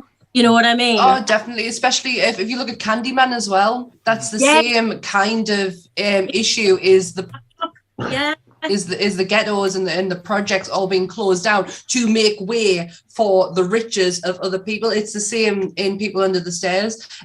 This is one of my favorites. This was like a find when I was a kid, and just couldn't believe that I found it, because I was like, nobody else knows about it. But I was wrong. Really wrong. Love this film so much. It's so much fun. So very good pick there. So again, taking it to the dark side there, Kelly. See where Grant's number 4 pick is going to take us. I'm scared. Absolutely even darker, mate. And I'm back in Belgium, because the Belgians make some blinding movies that nobody's ever heard about. This film came out in 1992. And it's one of the pioneers of the kind of mockumentary, kind of handycam, rough shot style that we got to come obviously full circle off the back of the Blair Witch Project in the late 90s. And the synopsis, well, actually, I'll tell you the title first, because everybody's looking at me really, really confused, depending on where you are in the world. No, you're waiting in I can't speak. In French, the movie is called It Happened Near Your Home. Right. But in English, it's called Man Bites Dog. Ah, right. I thought it was going to be like Switchblade Romance or something like that, but that's completely different. So, completely different film. So, Man Bites Dog chronicles a serial killer called Benoit, who has been stumbled upon by a student filmmaker while he's out murdering people. And because he's charismatic and he wants to be famous, he invites the student filmmakers to film a documentary about him while he commits his killings. So it is literally a student film crew following around what would, obviously it's a mockumentary, he's not actually a serial killer, but it is a student film crew following a serial killer around Belgium while he murders people. And all shot in black and white, cinematography wise, very, very similar to what we see in Clerks by Kevin Smith. Obviously massively different subject matter, but there's still there's a darkness to the comedy, and with the exception of Videodrome, I think my picks so far have all followed this similar theme where there's extremity on all levels. Where it wants to be funny, this film is extremely funny. The guy that plays the serial killer plays a charismatic sociopath down to an absolute T. If he was speaking English, you would, maybe not from a looks perspective, but from a personality perspective, you'd just be screaming Ted Bundy at this guy completely. And it has, along with that comedy, some of the, not just the most ferocious scenes that I've ever seen. They're not massively graphic, they're not massively violent, but the way that they are shot and the way that certain bits just go on for a little bit too long than would make you comfortable is enough to stir another, that kind of the disgust that you don't really get up until that point. And gives birth to possibly the grimmest drinking game / cocktail I've ever heard in my life. And being a former bartender, this is one that I want to enlighten folks on. So very, very early on in the film, it's actually the opening scene, you have Benoit on a monologue over what weights of ballast you need to weigh down a body. And he goes off on great length about the difference between trying to get an elderly person's body to sink and a midget's body to sink. Obviously a little bit comical that he's been murdering for so long that he's actually had to, he's murdered enough midgets to know how to weigh them down. I'm not sure what the terminology would be now, but because it's made in 1992, that is the use of language. Obviously that, in this film, he's not going into the different kind of, conditions that lead to little people being different in different ways. But later on in the movie, they're sitting around him and the film crew just before one of the most brutal scenes in the film, and they make a cocktail / drinking game called a Dead Baby Boy. Oh, God. And what a Dead Baby Boy is a gin and tonic with an olive and a sugar cube. And what you've got to do is you choose your olive and you choose your sugar cube and you tie them together and drop them in the drink. So Kelly's face, sorry. The sugar cube represents the ballast, and the olive represents the dead little boy that you've just thrown into the lake. And the drinking game ends when whoever's ballast dissolves first and the olive floats to the surface, and then you've got to down your drink and buy the next round. And it is... To say it's just a brutal scene is not really true, because the way that scene is shot leaves you giggling at what you're watching without realizing that what you're watching is possibly the most diabolical thing that you've ever heard in your fucking life. It's one of these films that gets you from different angles, because you do start laughing and giggling at bits where you suddenly stop yourself and think, what the fuck am I actually watching here? I shouldn't be laughing at this bit. But that leads back to the way that the actor is also called Benoit, but the way that the serial killer is depicted in this, because it's a mockumentary, because it's supposed to be unfiltered, uncensored. What are your serial killers? How did Ted Bundy manage to talk all of those people into being so trusting of him? How did Dahmer talk all of those people into going back to his home? He did it because he was charismatic and because he appeared non-threatening.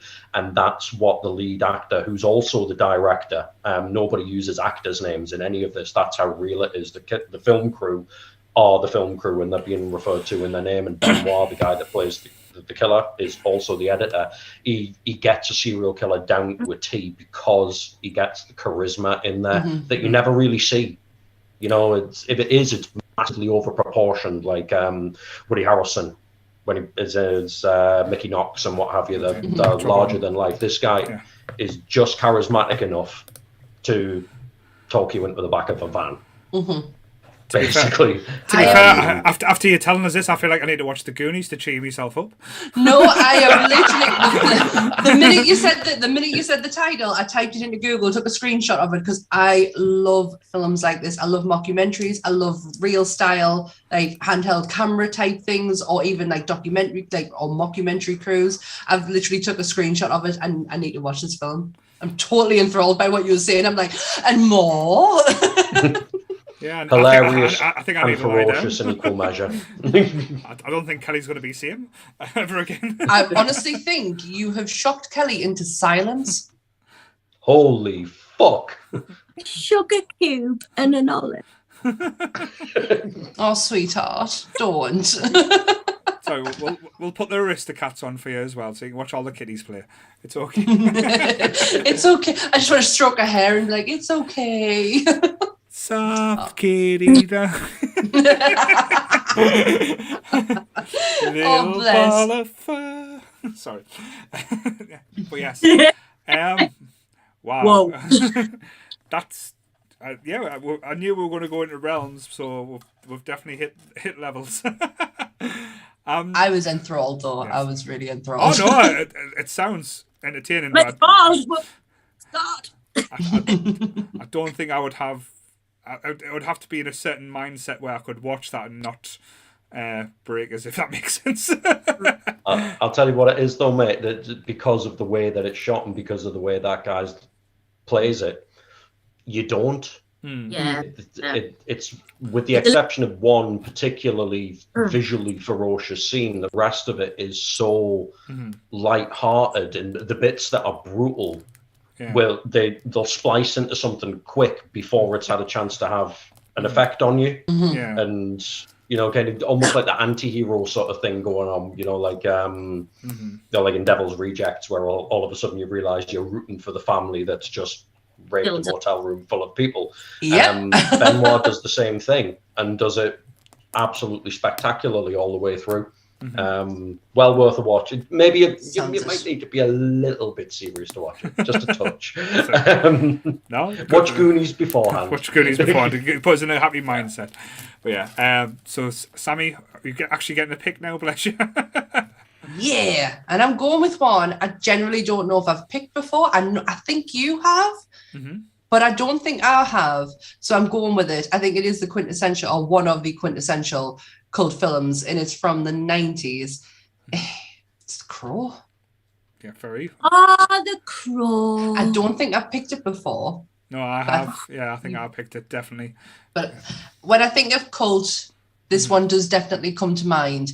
And I just think because of potentially the sad death of Brendan Lee, could have carried that cult status on, but that wasn't what it was for me. That it was carried on because this is quintessential to my life as a teenage goth. Yes, it was like I say, a superhero goth movie for like I love the comic, like because I read the comic before I saw the film. Was absolutely obsessed. Like I've forgotten the name of it. James O'Barr.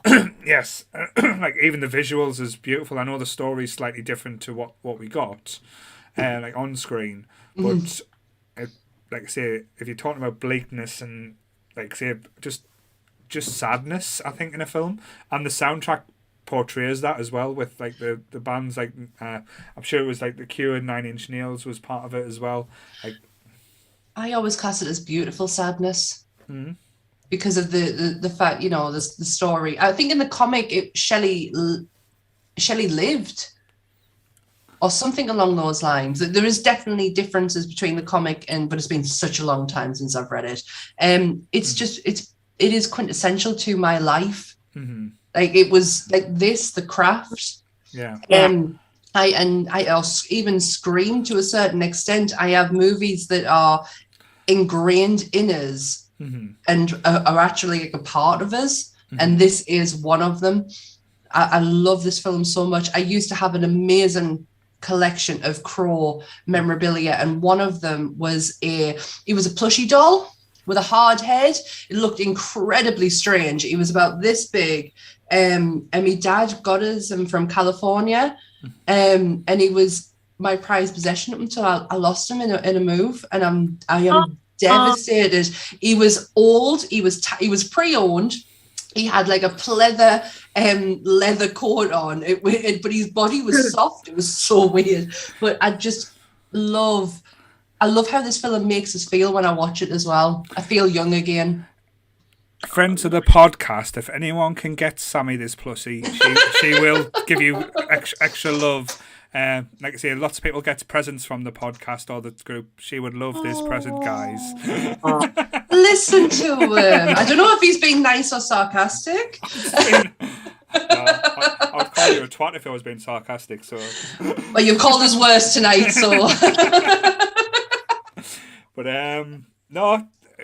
I would say this is one of the, like, say, the modern day cult films. Well, no, not modern day now. Jesus, we're fucking old. Yeah, let's remember how old we are in comparison to how old this is as well. Yeah, it's one of them films that doesn't feel old because when you see it has, as you said, there's the sadness to it. There's the legend that comes with it as well, with like what happened on set. That they fucking finished the movie as well. But like I said, even the beautiful, like there's even the lines in this is just like say so perfect, saying like it can't rain all the time. Yeah. It's just poetic, so poetic. It's so lovely. Yeah, it's film noir, and film noir is timeless. It's another one of those movies where it's always nighttime and it's always raining. Yes, it sets the scene spectacularly. I've rewatched these really, really recently after talking to my missus about these, and she forced me to watch the 2 sequels, which I'm never going to forget before. I love City of Angels. The soundtrack's banging. I love the guy who plays the Crow, and I can't think of his name. He was, bless his heart, he was in Lost Boys, isn't it? No, he's in Queen of the Damned. Oh my gosh. That's going to bother us. Keep talking, Grant, and I'll find out. Sure it's not him out of Lost Boys? No. I don't know. Can I just retract getting Sammy the plushie for saying that she likes? It's Vincent Perez who plays the Crow in the second one. Unfortunately, was in the Queen of the Damned film. I don't mind City of Angels. Fuck all it is. It's not the Crow, that's for sure. But we watched it the other day, and Anth was like blown away with how much he actually forgot about this film. Like, he forgot Ernie Hudson's in it. Yeah, had Winston from Ghostbusters. Pop was really, but that's the big thing I think a lot of people do forget about this movie is the cast. Because like every single bad guys in it, like Fun Boy, I can't remember the other ones now, but like all of them play so sinister and so well. And then you think when we've got the big bad, but then there's the guy out of Robin Hood, Prince of Thieves. He comes in, who plays the guy of Gisborne, and that he comes in being the big bad, and like I say, having his sinister sister that he fucks. It's a bit of incestuous going on as well. But as a whole, it's not the perfect film. No. It's a film, like say, as I said, of its time, and I don't think. Again, the sequels came out. Again, we'll probably get into a debate like what worked, what did. Like say some very choice acting with like Edward Furlong in one of the roles as well. The fat crow. Yeah. Sorry, we were talking about this last night. He literally is the fat crow from Impractical Jokers. But yeah, it could have been like I don't think it's one of them where it needed sequels or the story arcs. As a one shot, it worked better. Oh, 100%. I am not mad that there is a new Crow coming out. I really wish people would stop saying it's a reboot. This is a comic book series. It has many stories. You don't have to do the Eric Draven one. But you are right. The cast, you've got Michael Massey as Fun Boy, Tony Todd, fucking Candyman himself is in there. The guy who plays Top Dollar is Michael Wincott, who has one of the most beautiful voices in Hollywood. That gravelly voice is just absolutely spectacular. and I think it was Michael Massey who was the unfortunate soul who pulled the trigger that killed Brandon Lee, and it breaks my heart that he was punished by Hollywood for that. And he's only in the last few years kind of like got his name back in circulation again. I think he's always worked. I just don't think it was to the level of where he could have been. Do you not think it was just not him not recovering after that as well? Potentially, yeah, because that's got to be a hard one to swallow. Yeah. But no, I'm glad this one was going to be picked because, like, yeah, I couldn't pick it because if we're following the rules, we're trying to follow rules. It's getting harder and harder each week. It really is. I can't in the beginning it was fine because we kept lists. Yeah. And I could just go back on my lists and check, but we don't keep lists anymore. Yeah. So I can't go back and check, but I definitely recall never picking The Crow, and I think this was the reason. This was the pick I wanted to put it in. Cool. So. Are you happy to move on to my... Oh, absolutely. So, I'm going to 1979 with this one. Have I lost Kelly's Kelly? gone. No, she's back. And I'm me bloody phone's plugged in. Oh, bless you. I'm on 2 minutes now. You're good. You only went away for a second. And your beautiful face is back. Cool. Let's try and move it along. 1979. It should have been an 80s film, but it wasn't. This is probably one of the most homoerotic movies I've seen, and I absolutely love. The story is so basic, but it works well because it's such a simple story. It's got iconic lines that I'd say anyone knows, and the characters in it are brilliant. And some of the actual characters, when you see like in the stages, are so more iconic as well. It was a brilliant computer game they brought out for this as well. It's got one of the best sayings in it. I'll do one of the sayings and see if you can guess. Can you dig it? And so it was the Warriors. The Warriors. So Warriors Come out to play. So the basic story is this gang, all the gangs in New York at the time got together to have peace and stop all the warfare. And these gang called the Warriors, who were just brutish, wearing vests, having all the ripping muscles out. You can tell the homoeroticism, all the jive turkeys of the 70s as well. And basically they were framed for killing the big kahuna, the guy who was basically going to save and fix all the problems. And all they wanted to do was get back home. That is the story of this film, them trying to get back home. But you get them going through all the different gangs, like the baseball gang with the good face paint is absolutely iconic scene. I can't remember the female gang now. The women where they think they're safe and they start pulling out all the knives. But each of the warriors start getting picked off one by one. One gets arrested and handcuffed to the park bench by an undercover police officer, because he breaks the rules and starts chatting up birds and stuff. But it's just brilliant. It's so shit. It's brilliant. I've only seen it once, but it is my dad, and this is if you know my dad, he likes he loves silly comedies, but this is one of his most favorite films of all time. He absolutely adores this film, and I've only ever seen it once. Well, that just goes to show how much pull I had in the house of what I watched.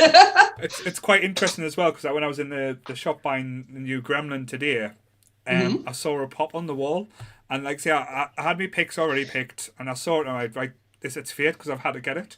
So I've actually got a Warriors pop. Oh yeah! Wow! Is that the guy who does the Warriors bit with the glass? It's Luther. So he was in loads of 80s films, and he was recently in the John Wick. He was as one of the cleaners. He cleaned up the mess, the bodies and stuff. A lot older than he was then, but yeah, with the glasses going, Warriors come play. But you wanted to be a warrior. You wanted to wear that vest. And like I say, the game that came out for the PlayStation was fucking epic as well. It was such a good game. I thought you were going down the Super Mario Brothers route, you know, when you mentioned video game, I was like, hang on a minute. No, the game came out after the movie though, so that was the thing. It was made by Rockstar. It was Grand Theft Auto makers who made it, so it was very much like Grand Theft Auto. He's also T-Bird in The Crow. I've just been looking at his filmography. Bloody hell, I can't picture him. Yep. Like, between the Warriors and that? Crazy. No, but so it should have been an 80s film, but unfortunately it was 1979. So as close as it comes, but it had, like, say, everything that you wanted. Like, the fight scenes were actually really well done for the time. And how it was shot, it's very much basic. It could have even been like a documentary style shooting, because like it was very much calm and running around. But just when you saw the ballers, when like say the face paint and like chasing them with a baseball bat on roller skates, it was just sinister and done so well. I love it. I loved, like I say, it was one of my favourite films, and I think not many people has seen it as well. So it is one of the things that I would say is a cult classic.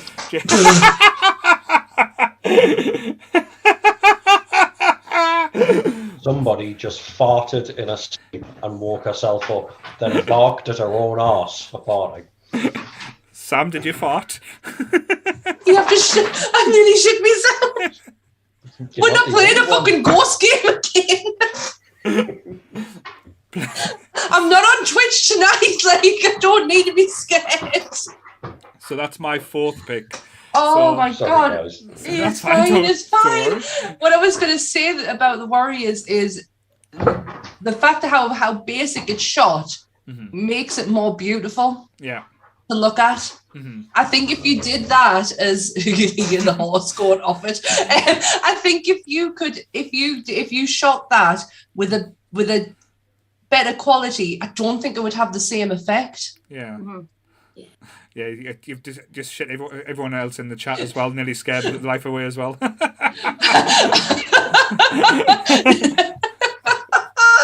It's brilliant.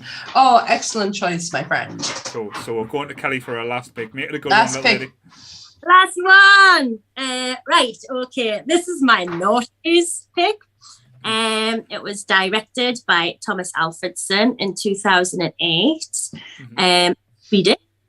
It's a romantic horror film, and it's been remade in 2010, based on a book. It is called Let the Right One In. Oh. Which version? Which version are we? The Swedish one. The Swedish one, right, okay. Okay. What's the English version called? Let Me In. Let Me In, that's it. Right. So, bullied child who makes friends with a strange-looking girl who you find out later on is a vampire, and it's based in Stockholm in the 1980s. It was based on the 2004 novel, which goes into a lot of depth about, you know, the backstory of Eli, the girl that he meets. To be honest, I prefer the film in that you don't need to know that hefty backstory. You can just take this at face value. And what I love about this film is you put the jigsaw pieces in as how you see it. You give a little bit more to that, because you're given the bare bones, and you kind of think, well, I'll tell you my take on it. It'll make more sense. So you've got the a deeper look into the vampire trope, which tends to be glamorized. I mean, Interview with a Vampire was very glamorous to be a vampire. Lost Blood is very glamorous. But what I like about this young girl is a vampire, and it puts me in mind of Claudia, who was made into a vampire and wasn't able to look after herself. She had to be looked after, and I think this is this girl's issue. She needs someone. She can't go around fighting. She's very vulnerable, even though she's got that animalistic need within her. So she's got this lackey, Hakan, this man who you assume to be her father, but really he's the guy who harvests blood for her and keeps her alive. You know, very little about their relationship. As I say, Oscar, this bullied lad, sees her in the play park. She's got bare feet in the bloody snow, which is a bit weird, you know, and he knows, like, obviously there's like a man there. It says it's a romantic horror film. I don't see it as romance. I see it more as kindred spirits. Yeah. It's very innocent as well. Mm-hmm. It's very innocent, yeah. People who need people to live, mm-hmm. which is because that's what she needs, quite literally. You know, people to live. So we've got this like young vamp. She has to have this sort of lackey to survive. She can't survive alone. So you've got there Hawkman. You don't know his past. Was he like Oscar? Did they befriend each other when they were younger? And he's looked after her because you don't know how it is. Yeah, I think it is like not referenced, but it's like kind of alluded to that the same thing happened. What's happening now happened back then, and it was the kid that she found back then had grown up, and now is a Hannah. So it's kind of like she's looking for his replacement. Yeah, but I think it's you could make that sound like quite sort of like I need a new lackey, but I find there's a scene where the poor bloke. I mean, he's getting on a bit. He gets caught trying to fucking get some blood for her, out of human. And he pours like acid on his own face so he can't be like kind of recognized. Yeah. And she goes to see him in the hospital, and it's quite touching. He offers his blood to her, like the final sort of sacrifice. And I do think she's actually quite, touched and upset about this. But then kind of goes on its head when it's that night. She goes to Oscar, "Oh, we're going steady," like almost kind of like, yes, he is the next to kind of take on this mantle of looking after her, sort of thing. Which, to be honest, that like is a lot of trust from her as well, knowing that this person could look after her. And it's just the brutal and harrowing scenes aren't of the harvesting of blood. It's actually bullying. The bullying that Oscar goes through is actually more awful than the deaths that this person, so it's almost kind of like motive, bullying really because of, power, whereas getting the blood for Eli is like, it's a need. It's like food, you know what I mean? So I find this has the most beautiful scene with a swimming pool, doesn't it? This is the film I'm thinking, oh my God, I get goosebumps when that comes on. I wouldn't describe it as beautiful. I find it harrowing. I thought it was beautiful. When he's underwater and being held underwater. No, he goes underwater, doesn't he? And then she does it's just how it's shot. Yeah. We don't have to see the death. You just see the blood coming in the water. No, it's what you don't see that haunts you. Yeah, because I think the bullies. Yeah, because the bully's keeping his head under the water.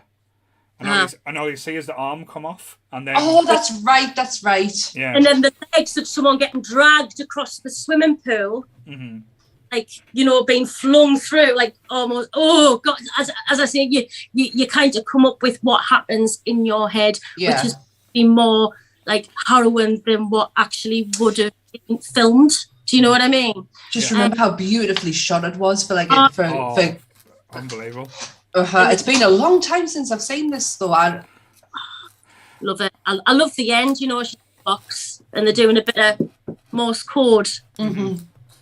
But it's just like it is the circle again. But I loved it, and just as I say, I didn't see it as romance because I know in the book you find out she's like some sort of eunuch, and I just thought, you don't need to. It's not a romantic love. It's a dependent sort of thing. They need each other. She gave him the strength to hit back at the bullies, and he gives her the strength to live. And it's just, I like it. I love that. It's a very nice, like as I said, it's a very innocent story, but done in a way which, like I say, is both scary but poetic at certain times as well. Like I say, I remember when this one kind of come out of nowhere, then exploded because when they got told that they were going to do the remake, and then everyone was saying, "Oh, so what's this big vampire film that's getting remade?" And again, I know when the American one came out, it's still not a bad version. It just doesn't have the performances that this one gives. Like it's not as innocent, and I think that's probably the best way I can describe it. Yeah, 100% agree with you. There's something lacking in the, because they do the American ones that when they do a remake of a foreign film to American, it's simply because they just want people to understand it. They want people to know the story, so they just changed it into English so we can understand it. They did it with The Grudge, and there's been others. Yeah, but I just there's something missing chemistry wise. I didn't almost care when the American one than I did when I watched the original. Yeah, you so endeared to both characters. You see this that both of them have. Yeah, okay, she's kind of like a vampire, just a boy, but the thing is, I mean, she's still just a girl, really, and it's that vulnerability that she's a young vampire. She can't age, she can't look after herself, and it's I love it, absolutely love it, and yeah, very good pick. So. I'm with a little bit of trepidation because Grant's got a little smile on his face. Look at that cheeky smile. So, I hate to think what he's going to pick next. So I've kept my light-hearted one. Oh, what? After the last one, I was just going to break down. It's a Serbian film. No, it's not.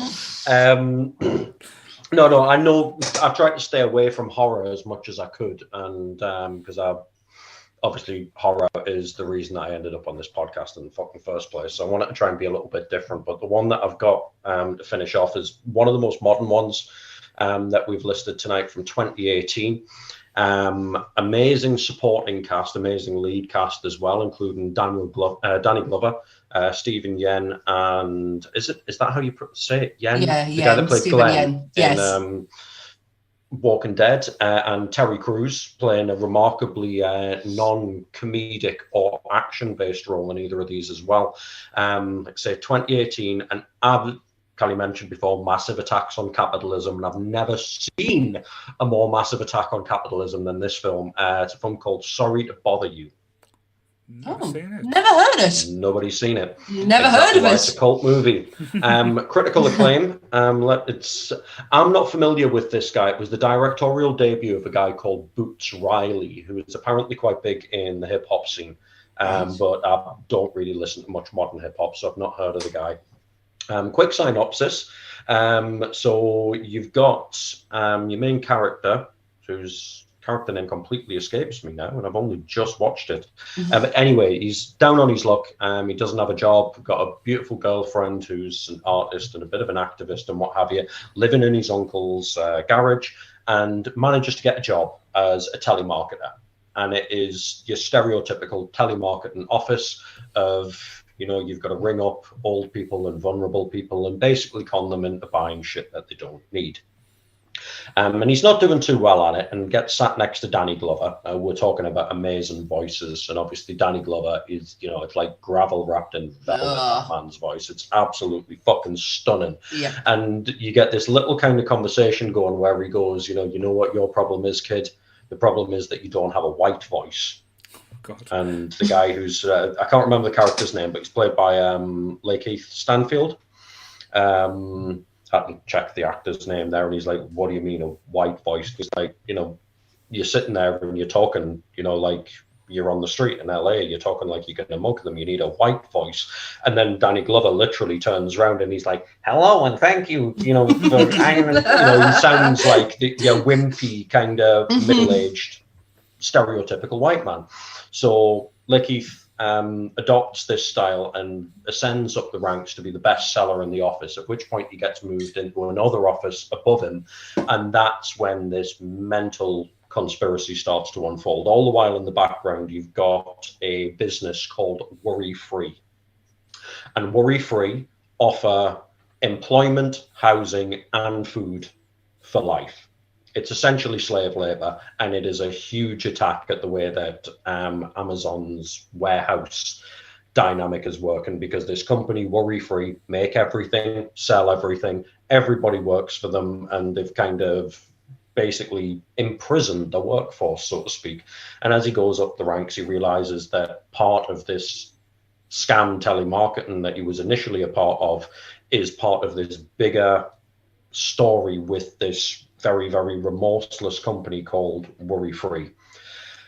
That's only about the first 20 minutes, half an hour. I will say this about this movie. Sammy, if you watch this film, it will become your favourite film of all time. What's it called? Specifically at you, Sorry to Bother You. Sorry to Bother You. This is the film Stephen Yen did straight after Walking Dead, wasn't it? Yes, it is. Yeah. Please don't read up on it. Please don't give any of the twists and giveaways. But when you get the twist, I'm not going to. I'm just going to take a photograph of the thingy. There we go, and I'll watch it. But again, it's got a lot of twists and turns emotionally. This guy is torn because he's obviously in a very unethical business at a point in his life where he's struggled to make any kind of money and he's struggled to make any life for himself.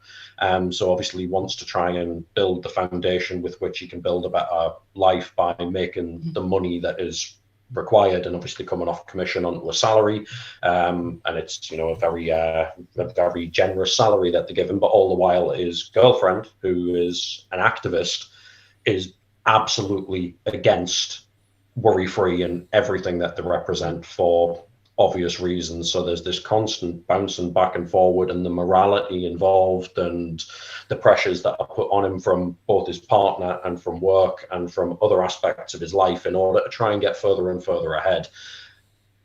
Once it gets going, it hits you with a massive curveball, which is why I'm saying don't look into it too much, because it suddenly goes from 50 mile an hour to 500 mile an hour, and you just go, hold on a minute. And then I'm not going to say anymore. It's a film that I recommend to nearly everybody since I've seen it, not just for the emotional elements, not just for the kind of socio-political and capitalist elements that it tries to bring out. It's got a wake-up call based on race, based on sexism, based on kind of class warfare and all of that kind of stuff. It pinpoints every little bit that's kind of wrong. And I mentioned idealism in the future as well. It is set in the not too distant future. When you're looking at the future, you only go two ways, really, do you? You go utopian or you go dystopian. And the minute you say the word dystopia to me, my ears prick up, and I'm like, yes, I want to watch that. I like the bleak future, and it definitely lays the foundations for a very, very bleak future if we keep going at the rate that we are going. Not just on one particular thing, though, on absolutely everything. Go watch it, have fun. No more spoilers, except for the fact it will become Sammy's favorite film. I will watch it. I haven't got a chance to watch it before I go away, but I will watch it when I come back. I've got it saved because I feel like I've heard of this, because I'm a huge Stephen Yen fan to start with, and I remember the next him doing an interview about the next project he was doing, and I'm sure this was it. Yes, I will definitely watch it, and I will let you know what I think. Good pick. Is it my last go? Yeah, it's your last one. Make it count, young lady. I'm going to make it count, but I'm going to make it short and sweet. Right. Okay. Oh. So this is from 1988. It is. I only watched it a few months ago, and I can understand why people have. It's just grown a love over the last couple of years that I've seen anyway. I don't know if that's the case, but for me, I have just seen nothing but love and admiration for this movie. It is stupid, by the way. It is Killer Clowns from Outer Space. I love it. I watched this not long ago and was completely and utterly blown away with how fucking brilliant it was. It has everything in there. Fantastic. Yes, it really is. But I don't understand. It amazes me how these things happen. That they've existed for so long, and then all of a sudden you don't hear about them, and all of a sudden they're just everywhere. Like they're in Halloween Horror Nights at bloody Orlando and Los Angeles. They have Funkos out now. They have figures. They've just blown out of nowhere. Yet it's been around since 1988. Crazy to us, but this film is it's fun. It's got a great soundtrack to it. The clown prosthetics are absolutely amazing. The colors in it are amazing. The props, I just love it. I love everything about it. It is a massive acid trip of clownness, and I love it. A massive say that again. I love that. Say it. A massive acid trip of clownness. It really is, because that should be the tagline for any movie. If someone says describe Killer Clowns from Outer Space, it's just fucking fun. It is so much fun. There is nothing to hate about this film. But that's nothing. But that's what films should be. I know there's films to be thought, but at the end of the day, it is about fun. And I agree with you wholeheartedly. And what a pick! I'd never expected that one to come out of anywhere. But as you said, I think it's one of the ones where it came out because someone was probably fucked up on some kind of drugs, making 100%. It was around the time the same as Ghoulies and stuff like that when they were ripping off Gremlins, so they were trying to do the whole new spin-off type stuff. But what a shit film! But it's a good film if that makes sense. It is. If we watched this back in the 80s, early 90s, we'd be like, what the fuck are we watching? You watch it now, I'm hitting me 40s soon, and I'm like, holy shit, where the fuck has this been my whole life? This is brilliant. I can't get over the sheer amazingness for 1988, the prosthetics of them clowns. Mm-hmm. They are full standing human beings in there, and it is amazing. I love it. I am going to keep it short and sweet because there's not a lot you could go into on this one. There's no meaning behind it. There's no depth. There's no, do you know what I mean? It's just a really good fucking... It's just Killer Clowns from outer space. Exactly. It's a fucking fun film. Fun. Yeah. Fun. And it's from the 80s. Sorry, Charlotte. That's my pick. My final pick. Cool. So I'm glad no one's picked mine. Now, this one, when I was thinking about it during the week, it's because it was either this or Heather's, with Kelly's pick. But I think it represents what we're doing a little bit as well. Because I think before YouTube and podcasts and stuff like that, they had radio. Right. And the only way to get out there, but this again was 1990, so it should have been 1989, but it wasn't. It was a Christian Slater film. It was all about Happy Harry Hard-On. Pump Up the Volume. Yes, mate. With one of the best soundtracks ever in a film. It's basically Christian Slater playing the shy boy at school, but on a night time, he plays a shock jock on a pirate radio station where his pseudonym is Happy Harry Hard-On.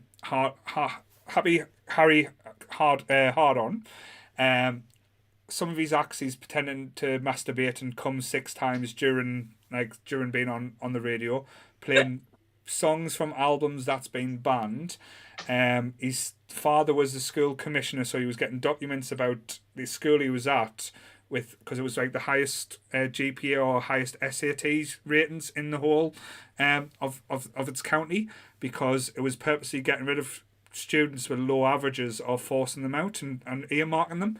So it was basically him rising above and starting a cult, not a cult but a community through what they were saying and through how they were talking and the build up. So basically from him giving a voice to the movement, people were coming together and standing up against everything. But I know Sam's not saying this for them. Is this you trying to say that Christian Slater was your inspiration behind Nerdy Up North? No, fuck that. It was the Goonies out of the other week. Paul, I've not seen it, but mate, I've never heard of it. It is one of these films that I tried sitting down watching it with my parents and never felt so uncomfortable, because as I said, for the first 5 minutes is Christian Slater slapping the back of his neck, pretending to be coming on a radio station while talking about things, but it's so bleak, and it's so one of the he gets letters from people that's writing into the show, and he's reading the letter and it said, "Oh, I'm going to kill myself." So and it's got a telephone number and he rings them and he starts asking them questions, and the kid's proper kicking off, and then he hangs up and doesn't it, and you find out the next day that the kid blew his own head off. God. And again, he's helping kids that don't have the voice to say it, because it's done it anonymously.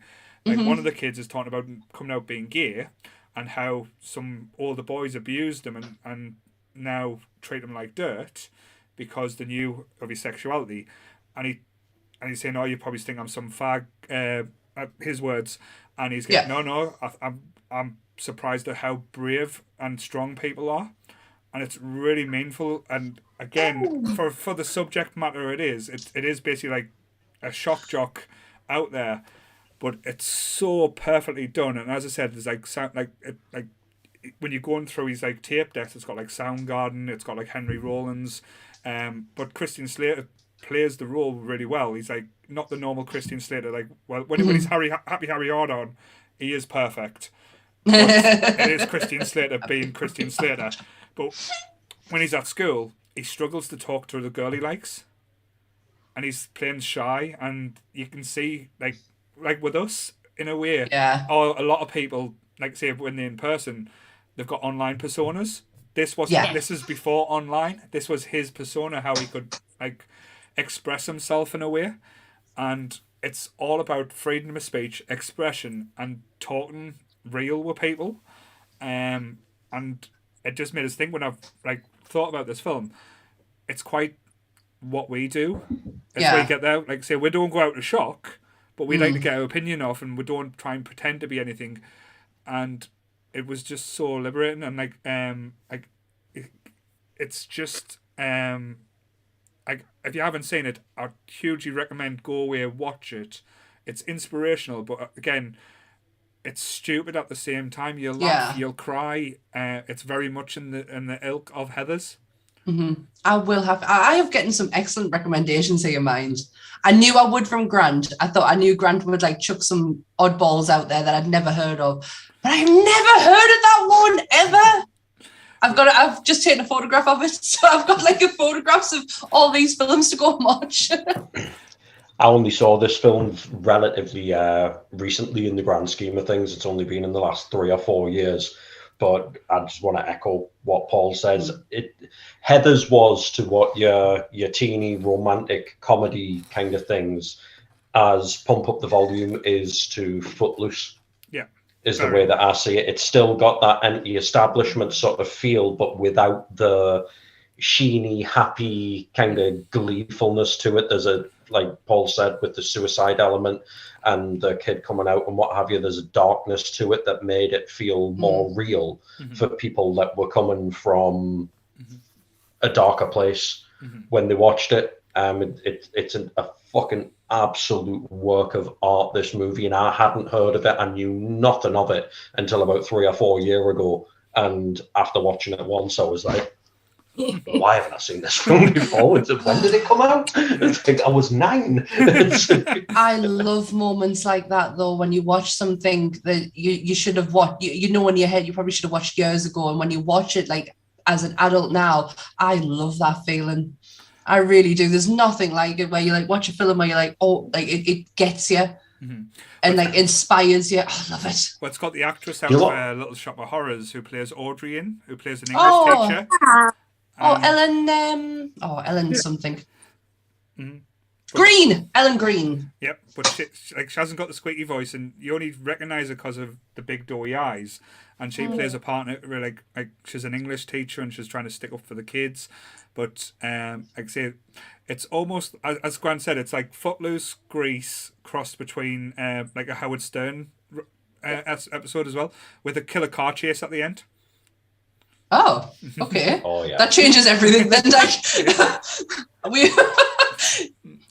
Not to give the premise away, but like say because they're trying to shut him down because he's giving all these secrets away. So they get the FCC in, so they're trying to track his radio station. So he takes it to the road, and so they're chasing him around the streets of his thing, trying to track him. But Christian Slater, it's probably the most Christian Slater film there is, but it's perfect for it. Oh, and I can see Kelly smiling away as well there.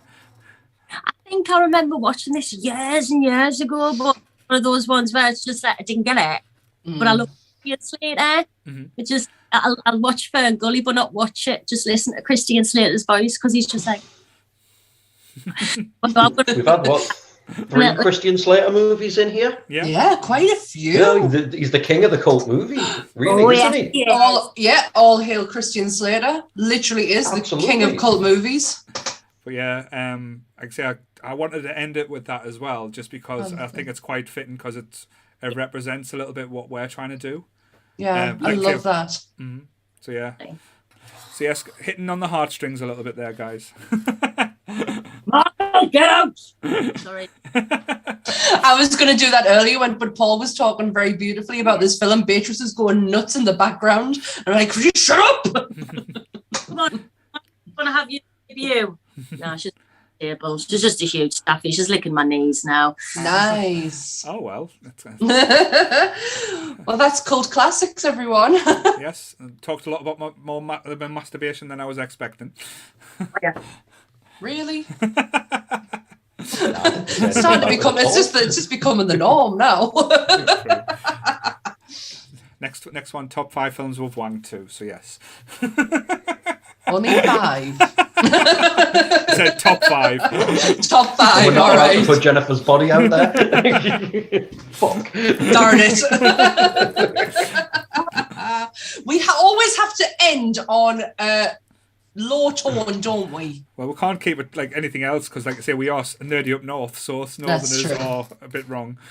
We go and get called dodgy up north for no reason. Going to watch Uncharted later as well, I think. It's just coming out. Oh, we've lost to Kelly. Oh, no. Oh, hell. Oh, dear. Oh, well, we're finishing off now. Mm-hmm. Oh, bless her. 2 seconds as well. I'll just... Is she coming back? Don't know. Kelly, oh, Kelly, where are you, Kelly? Well, yeah, I think we've lost... honourable mentions? Probably the ones that we've mentioned before, like probably cult classics of the 80s, probably Lost Boys, License to Drive, Maximum Overdrive, Weird Science. You mentioned an actor before, mate, that it was so close to being in my top 5, and I think it deserves an honourable mention simply for the budget. Hard Candy. Right. Oh. Ellen Page. I don't know if any of you have seen it. Ellen Page and Patrick Wilson. It was done on a shoestring budget in 2005, and it's one of the most gritty, horrible films I've ever seen in my life. But it's so poignant in what it deals with. Definitely had to shoehorn that one in there at the end. I am not laughing at what you're talking about. I have just seen the adjustment you made to me. Thank you for letting me back on the screen again. I had to work quick there, sorry. You did, thank you. I'm like over here, and then all of a sudden I'm like, I love it. Maximum Overdrive is an honourable mention. Troll 2, because holy shit, that film is absolutely brilliant for all the wrong reasons. Can't think of another one. Probably like other ones. I think Charlotte's just nailed it in this chat as well. Fright Night is probably Fright Night. Yeah. The first one. First, obviously. But you mentioned it before, Juno. I think Juno is quite a cult film, and like we could have went to like ones depending on your definition of cult, because there's films like that made big, but I would say have cult status like Scott Pilgrim. I would say is a huge cult film. It has a cult following now. Masters of the Universe, even though it's shit, it has its cult following. Like say the films that are like shit fantastic. Even the Power Rangers movie has a big cult following now.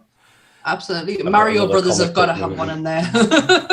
There's one comic book movie from the 90s that I toyed with putting in here, but I think it'd probably make another list. So I'm not even sure if I should mention the title. We have really bad memories, Grant. We'll not remember. It's one of my favourites, and it got overlooked at the time, and especially in recent years with the talk about there being a remake of it, and people have started to rediscover it again. It's Tank Girl. Tank Girl. Oh, I think I've had that on my list. Yeah, I think we've talked about Tank Girl before, but again, brilliant film. Yeah. Excellent. Spawn, yes. Yeah. But there's so many ones I could have think, but them are the ones I think I would probably say stand head and above the shoulders of like what I would say is mean more to me for the reasons. One, the ones I went back to and enjoyed. It's ones where I've discovered, not because someone's told us to watch, it's just been either been watching on Channel 4 like one of because that was what pumped up the volume was on. It was on the Channel 4 season, like when they showed like the films like Heathers. That came on, like say, sitting with my parents. I ran upstairs pretty quick within the first 5 minutes when they were like Christian Slater talking about needing to explode his helmet off was interesting. but yes. So, people are mentioning in the chat Rocky Horror, Boondock Saints. Rocky Horror, yes, it's a cult classic, but for me, it has a whole different level of fan base. Like, there's no other like fans like Rocky Horror fans. Yeah, but I think the reason probably that hasn't made our list is because we've talked about it a lot on the podcast as well. It's hit on quite a number of times, a few times even. But, definitely. Like I say, I think any film, as long as it's got a following, like say you can even like say how The Goonies has a cult following now. Stand By Me, even like say the old Hammer horrors like Frankenstein. They're getting a bit of a revamp, aren't they? Like a revisitation to them. Yeah, but everything kind of has its own following, but. That's why I like doing the top fives as well, because you find what other one's opinions. Like if you've got similar taste, if you haven't got taste, you find new things. It's all about, like I say, that gradual learning. That's what I love about doing this. Yeah. And thank you guys for being part of that. Yes. Thank you. I think this is the reason we started the top fives for us, because we wanted to learn different things, especially like when Grant's on. I can't count how many times like I've taken recommendations from Grant. Grant, when you're on the charity podcast, I still have the list of the books that you recommended. Jesus. Like I do keep things like. Oh, Grant, I love you, Grant. Grant, will you come back on? I love you. Lick, lick, lick. It's the voice, isn't it, Sammy? It's the voice. You're only fucking jealous because I don't say it to you. I probably wouldn't have lasted this long on the podcast if you said it to me. I would be that uncomfortable. I would be off it like a shot. We're gonna wrap this baby up. Yes, it wouldn't work as well if we were that nice to each other. It wouldn't. It really wouldn't. People would be fucking sick. I'd be fucking sick. I know goddamn Paul would be sick. But yes, so next week Sam's away, so she's fucking off, going on holiday, abandoning us, deciding that she's better than us and wanting to do other things. Holy shit, I'm going on holiday, and you have the beautiful Charlotte who's going to co-host with you that day. So you're not doing too bad. Yep. Step your game up, Charlotte. You're the co-host. Do you know what? It's the best. It's the best topic for me not to be involved in, because I could not give you a top 2. Never mind a top 5. We've had this conversation. It's not a top 5 we're doing. It's just a general conversation. I couldn't hold it though because I've not seen any. Or have I? You have. When we had this conversation, there was a lot more films we start naming. That's true. Yeah. I'm still going on holiday though. Kind of Skype you in, just do a little video saying this is Sam. Grant's coming back next week, so Sam will be gutted. She'll be pining over him, watching it on the video.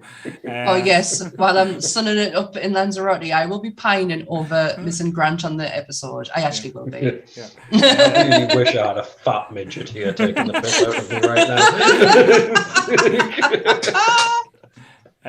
now. Jake is joining us, so Nerdy Jesus is coming back. And then I think Sam... He has risen. I think Sam and Jake will probably be doing some Twitch streaming during the week as well. So get on board with that. Like I say, they're doing really well. I might even show my face at some point if I get time. So like I say, thank you everyone. Follow us on our Facebook group. Follow us on wherever you can find us. And sorry, Kelly, that your battery ran out. Sorry, Kelly. She would have said thank you, but thank you both for putting up with us. But yes, same bat time, same bat channel. Stay nerdy, everyone. Bye. Bye.